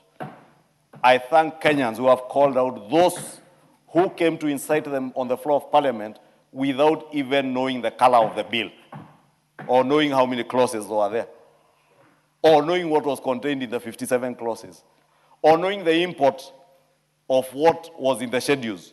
Because as I said, when Joshua Kimilu interrupted me on a point of order, the member for Kabuchai was alleging this morning that if you go to the third schedule, the only thing I see there is 30%. And he shouts, 30%!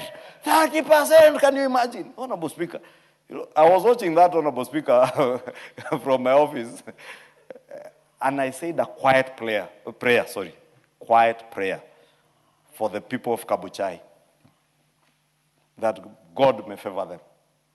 God may see them through, even when they have leadership like that. Thank you, Honorable Speaker. I beg to move. And I want to request the very other serious expert in agriculture, serious legislator, second-term member of parliament, the Honorable Justice Kemei, to second this motion.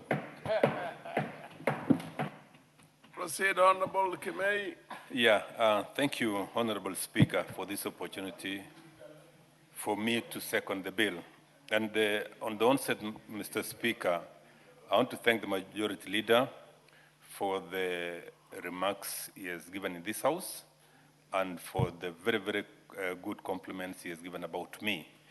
Mr. Speaker, I want to first begin by saying, as is required of the Constitution of this country, we had to subject this legislative intervention to the experts and to the people of this country. It's a very critical bill, and therefore it requires that Article 118 is fully observed. Mr. Speaker, we began this exercise in August 2025 as the Departmental Committee for Agriculture, and we received various presentations and various memoranda on the bill. Quite a number of the contributions by stakeholders, Mr. Speaker, we've incorporated in this bill because public participation should not be an exercise in vain. It should be an exercise that enriches this legislative function of the August House. Mr. Speaker, the Majority Leader has singled out KEFIS as the institution which will be the reference point when it comes to production, when it comes to science, when it comes to trade and issues related to all plants that we produce in this country. Mr. Speaker, we have quite a number of institutions involved in research, involved in science, in plant production. We have National Biosafety Authority, we have CALRO, we have very, very many institutions. Mr. Speaker, for anybody wishing to trade with Kenya, we thought it wise as per the international conventions that KEFIS becomes the only reference institution so that they don't have to go left, right, and center. KEFIS, on the other hand, would then be required to acquire all the information related to research, related to production, related to technology, and then supply this information to the people we are trading with at the international space. Mr. Speaker, the Majority Leader said we are dealing with food production in this country. It is not produce that will only be used for food security in this country.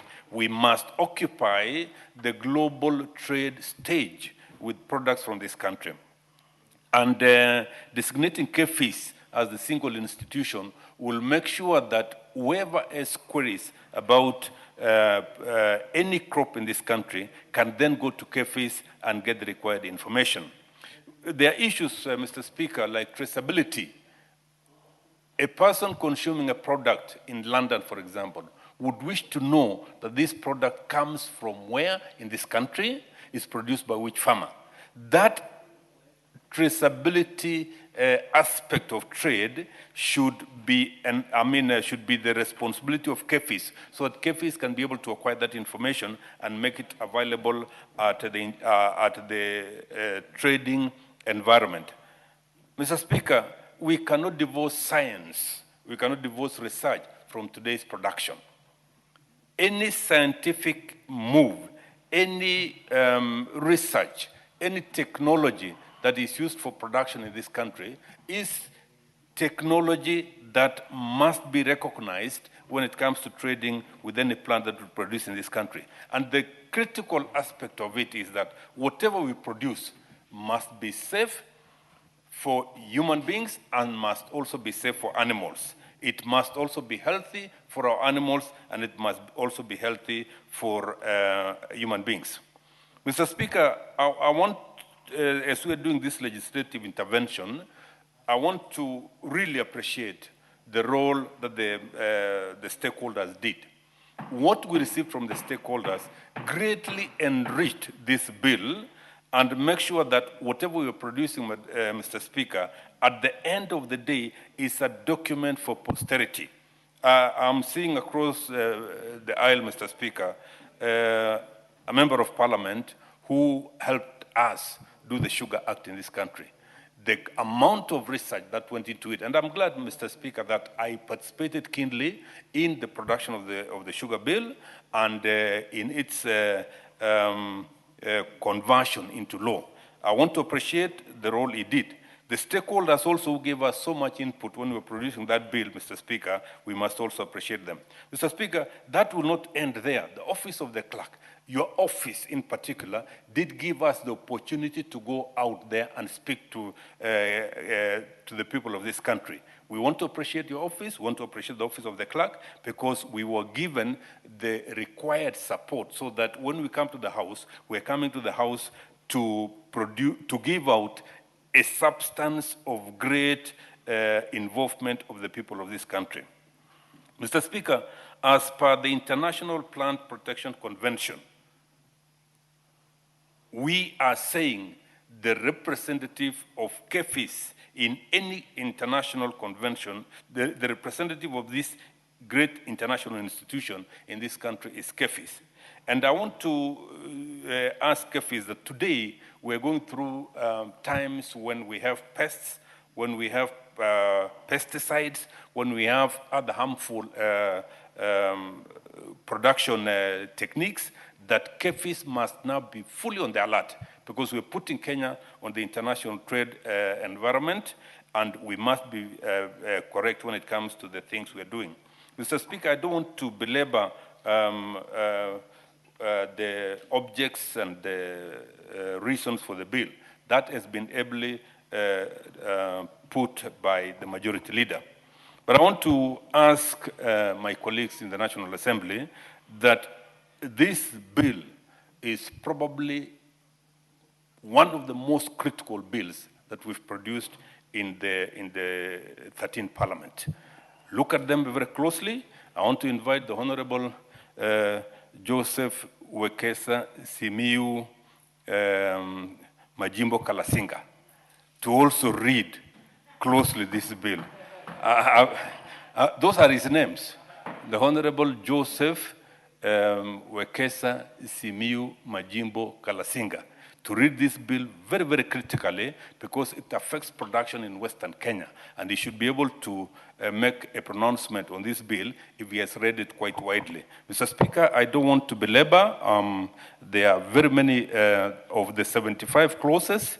The majority leader has gone through them, and I'm sure at some point the Agriculture Committee will be able to make more contributions. The entire team, Mr. Speaker, is in Mombasa at the moment on duty. So I'm the only one remaining behind, as is required. You cannot get all members of a house or all members of society to be out at any given time. I've been asked to remain behind so that I can be able to provide some input in this bill. With those few remarks, Mr. Speaker, I beg to second. Thank you.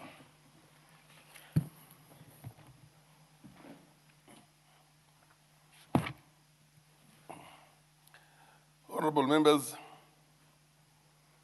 I now propose the question that the Plant Protection Bill, National Assembly Bill number 28 of the year 2025, be now read a second time.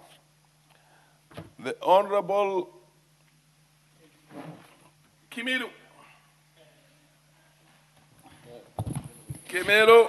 Yeah, thank you, Mr. Speaker. Mr. Speaker, thank you for giving me the opportunity to contribute to this important bill, Mr. Speaker.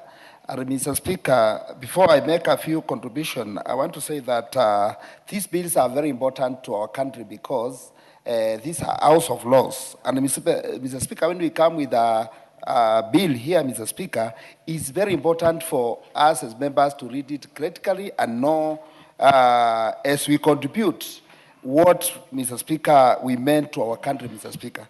Mr. Speaker, I'm saying this is not a bad bill, plant protection bill, Mr. Speaker, because, Mr. Speaker, as a country, Kenya is an agricultural country, Mr. Speaker.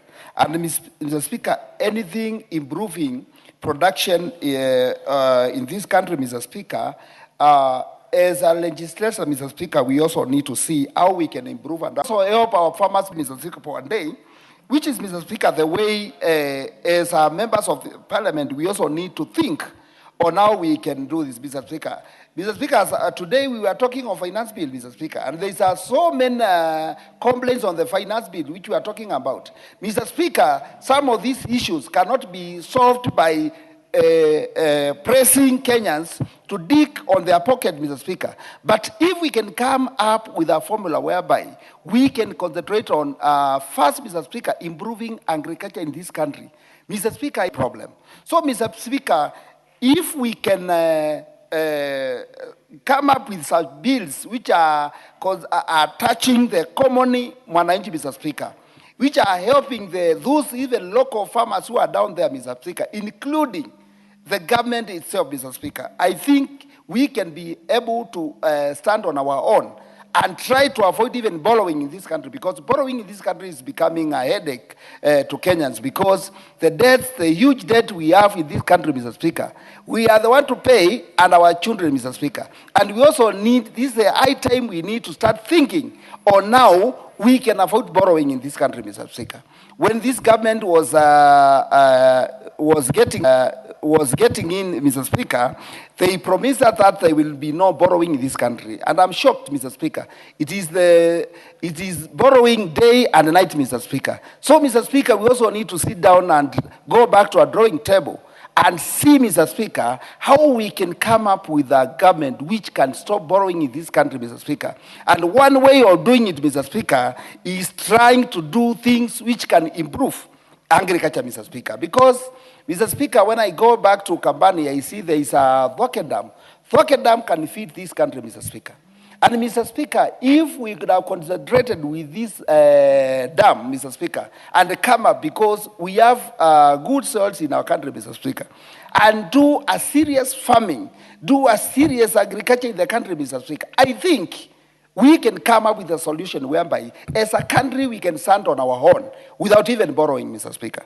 So, Mr. Speaker, I'm not problem with the bill, Mr. Speaker. What I have some amendments which I'll come up with during the committee of the whole House, Mr. Speaker. Thank you. That's what I have for now.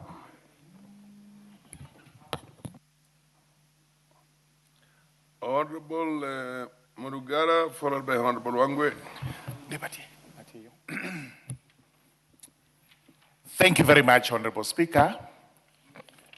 Honorable Speaker, this is very useful today for this House to be debating such a very important bill touching on the safety of Kenyans in relation to the flora of this country.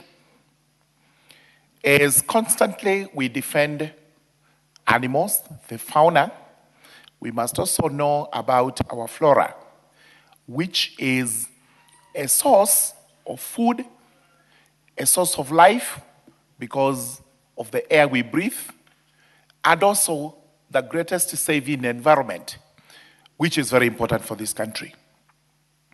Just before I begin, it's good to give the examples given by the leader of majority, when he has ably moved this bill, and I'm grateful to my neighbor here, Honorable Justice, who has seconded it so well. We have a plant in northern Kenya and northeastern Kenya known as Mafenge. Mafenge is said to be named after Isaiah Mafenge, a former administrator for this country. I cannot remember whether he served in the northern side of Kenya and northeastern, but he said that he actually went to Israel. He found this plant sprouting in that country. It's a very nice canopy, evergreen, and he thought this was the solution to our problems in the arid northern Kenya. So he brought the plant here without any studies, without any form of authorization. He just brought the plant, planted it, and it started doing very well. Actually colonizes. Number two, it has no shade because it has very sharp thorns. If it pricks you, you instantly develop gangrene, and you're likely to find yourself to the grave unless you have an amputation. And when the animals consume it, especially the seeds, they lose their teeth. So it's such a dangerous plant that is now spread across our northern region of the country, and we possibly do not know what to do with it. I'm not so sure whether it is useful in firewood, it has any other use, apart from what Isaiah Mathenge imagined that time. If it were today, and we had such an act of parliament, he would not have done what he did. Hasif is another one. Nobody knows how it found its way to Lake Victoria. It is said that somebody came with it from the side of Kagera. Others say it flowed naturally. But we have a problem with Hasif in Lake Victoria.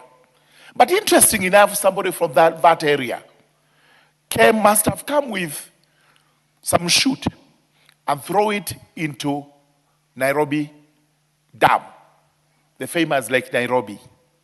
And a while ago, it was all covered with that plant. The dangers of not having plant protection was in the Kalahari, the cactus, which is also found in the arid regions of this country. The cactus, especially that of the Kalahari, produces a very succulent fruit, which the sun and the koi, that's their better name, I think, today, with their different names that time, which those demeaning people used to call them. No, they were called the boisan. Now, they discovered the use of the cactus, eating it ever since, for their subsistence.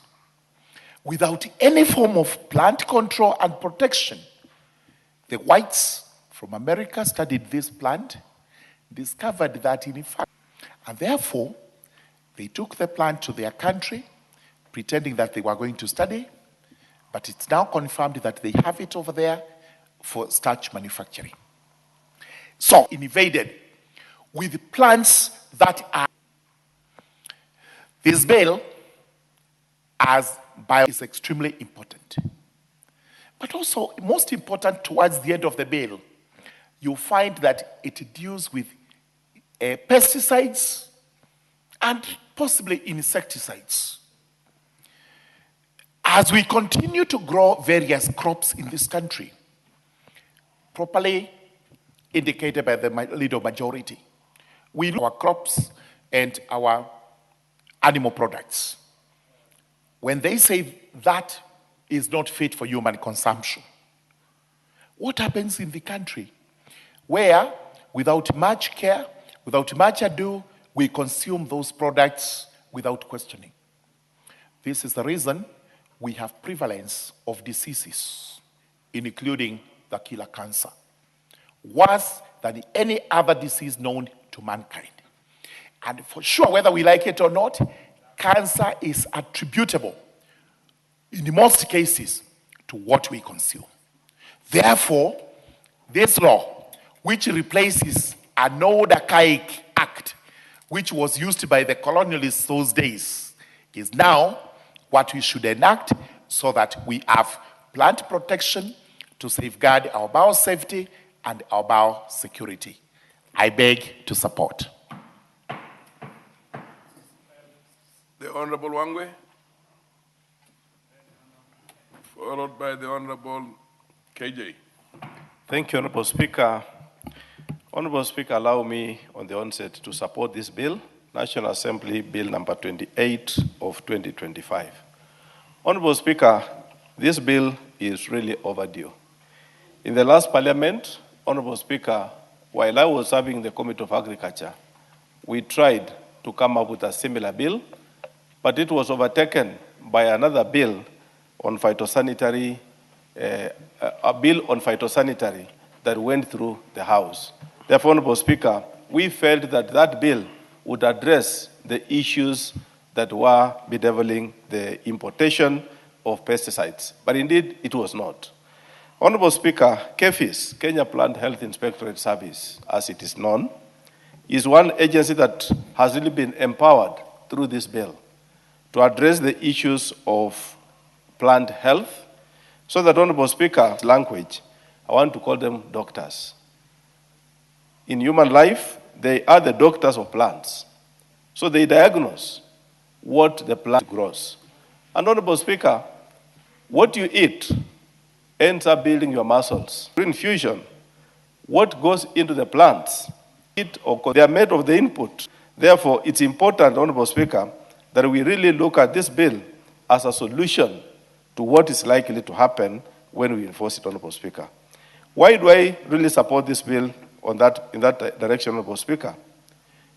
A few years back, in this House, we had a very heated debate arguing on the importation of pesticides that had been banned, Honorable Speaker. And allow me to say, God rest his soul in eternity, the late Honorable Jacob Midiwo really fought hard to make sure that the importation of bad pesticides were not entertained, Honorable Speaker. There came a time, Honorable Speaker, that the European Union banned the entire cachet of pesticides. But because of our convention, because of not having the right laws of Kenya, we were able to see or access those pesticides on the soil of this country. Meaning, Honorable Speaker, what we consumed was not good for us. Therefore, it ended up that most of us, Honorable Speaker, could be subjects of cancer because those pesticides in overseas, Honorable Speaker, they were not entertained. Today, Honorable Speaker, I want to thank the Minister for Micro, Small and Medium Enterprises, the Honorable Wycliffe Ambeso Paranya. He has given us a chance, Honorable Speaker, to now start planting coffee in the Western region. As part of the success on how to grow coffee, Honorable Speaker, you look at the market and you are given choices to choose. Do you want to grow organic coffee? If you choose yes, this structure is so detailed, Honorable Speaker, that you have to mention what chemicals have you been using. You are not even supposed to touch any chemical as you produce organic coffee. Meaning, Honorable Speaker, it is out of this research that bad pesticides are on our counters, that the West, which imports our coffee, is cautious. Meaning they don't want to consume anything that has been sprayed with pesticides, Honorable Speaker. Meaning you now end up producing coffee that is not organic. Meaning you have to spray using pesticides, and that way, Honorable Speaker, even if you get grade A coffee, it does not fetch as good money as organic coffee. Therefore, Honorable Speaker, it is my considered view that we really support this bill so that we give teeth to KEFIS, to oversight, to check and ensure that there is no availability of pesticides in this country that is not tested, is not in line with the health of our products, Honorable Speaker. The West, Honorable Speaker, has embraced GMO, which to us might not make that much sense in terms of who we are. Because we have enough land, we have enough space for production of organic food. But there will come a time when we don't have enough land to produce organic food, and we would want to do GMO. But still, with the GMO, Honorable Speaker, they would want to really be cautious with the pesticides that are applicable so that they produce the right input in terms of their food. Therefore, Honorable Speaker, having had CALRO with us, which is an equivalent of KEMRI, Honorable Speaker, I consider CALRO as a research organization that undertakes any kind of development in terms of research of plants and animals, Honorable Speaker. But now, KEFIS being the doctors of the plants, I look at the two organizations, Honorable Speaker, working closely together so that we have a very robust environment which can support the plant health in this country. Honorable Speaker, looking at the structure of the bill as it has been made, Honorable Speaker, I want to impress and suggest that all this will be achieved, Honorable Speaker, if we support the Committee on Agriculture to fund KEFIS properly. So that, Honorable Speaker, we do not have an institution which only can be able to be good on paper, but not good at implementation. Honorable Speaker, KEFIS reports to me in terms of PIC. And one of the issues that have come up, Honorable Speaker, in one of our deliberations is that at the port of entry in Mombasa, they have been put on the sidelines. They have not been allowed to access the main control room to make sure that they check all the entry of pesticides or any entry of substance that could be of importance to them to check. Similarly, Honorable Speaker, they have no personnel or they have weaker personnel at the border points. Meaning, Honorable Speaker, let us support them. Let us give them this bill, but also support them in terms of the budget, so that we don't just have a good bill and they don't have the budget to staff this staffing to undertake this role, Honorable Speaker. Therefore, I want to support this bill, having known Kefis from the financial side, that this is a good bill which we should endear and make them work. I want to wish the CEO of Kefis happy times, because, Honorable Speaker, Professor Theophilus is one of the few professors of plant health that we have in this country. And if we give him this bill at this hour, I'm pretty sure that he's going to implement it and support this country so that we protect fully whatever comes into this country should not really interfere with our health in future. Thank you so much, Honorable Speaker, and I support this bill. The Honorable KJ, MP for the Greater South. Mr. Speaker, I must thank you. There are very amazing afternoons when you're on the seat, because you being a ranking member of this house and a man who has served this house for a good duration, we do really enjoy the sessions as you are chairing, as you are doing this afternoon. And I do notice that we are in transition, Mr. Speaker. Yes. An equally able member of this house is taking up to the seat. And I do want to also say that he himself, being an accomplished lawyer, is in fact a good leader of the House and does perform the roles of Speaker very well. Mr. Speaker, even in transition, I must start by saying that I stand to support the plant protection bill that has been brought to us, Mr. Speaker. And Mr. Speaker, as a House, we do note that we are passing this new bill so that it replaces a 1937 bill, which was then Act of 1937. And we must remember, Mr. Speaker, that 1937 was in colonial Kenya. And a lot must have happened in this country in the sphere of agriculture in the time that has passed since this bill was passed. And I think the House is right to be attending to this matter at this very opportune moment when a lot is happening globally, especially with the scientific advancements and the progress that has been made in agriculture up to date, Mr. Speaker. And so, in a sense, one of the things that's future. Mr. Speaker, where crops, seeds, plants have been introduced to this country in a manner that would not be defined in a better way than dumping. Some of the crops that have been dumped here, Mr. Speaker, have been deteriorating the environment. We are talking about the Madenge plant. Mr. Speaker, you do come from the lakeside, and you know that is the aqua life that is in the lake, Mr. Speaker. And so this bill could not have been more timely, Mr. Speaker.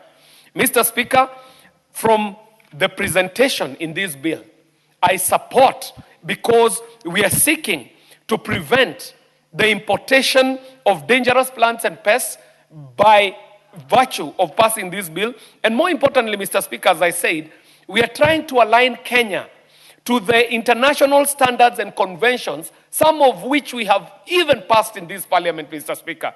And so when we say that we are modernizing agriculture, then we must also be aligned to some of the international commitments that we have made as our House. And this bill does, in part, speak to some of these international conventions that we have okayed in this House and giving them effect through this bill. Mr. Speaker, 1937 is a long time back. We brought up the new constitution in 2010. And until 2010, the functions of agriculture were the functions of the national government. Today, we do know that these roles are divided between the national government and the county government. And so, Mr. Speaker, we are able to establish a legal regime that presides over agriculture in the new times that the new constitution allows us to be able to share the functions that shall remain in national government and those that shall go to the county government, Mr. Speaker. And in every sense of the word, we are speaking to the constitution of this country. When we were passing the constitution, Mr. Speaker, you remember, you were a great agitator for this new constitution. And when we were on the road shows, when we were in the rallies, when we were out there campaigning for this constitution, we would say to people that there shall be places where parliament shall. And we would repeat that parliament shall. And Honorable Speaker, you remember a great person in this house in the name of Honorable Kalembe Ndile would even question, what is that shall? And he would say, Munasema shall, Mundasema shall, Mundasema shall. This is the shall, Mr. Speaker, that we are shalling now by making sure that that which we have put in our constitution is supported by legislative framework. And Mr. Speaker, we are able then to align the functions of county government and make sure that we also leave the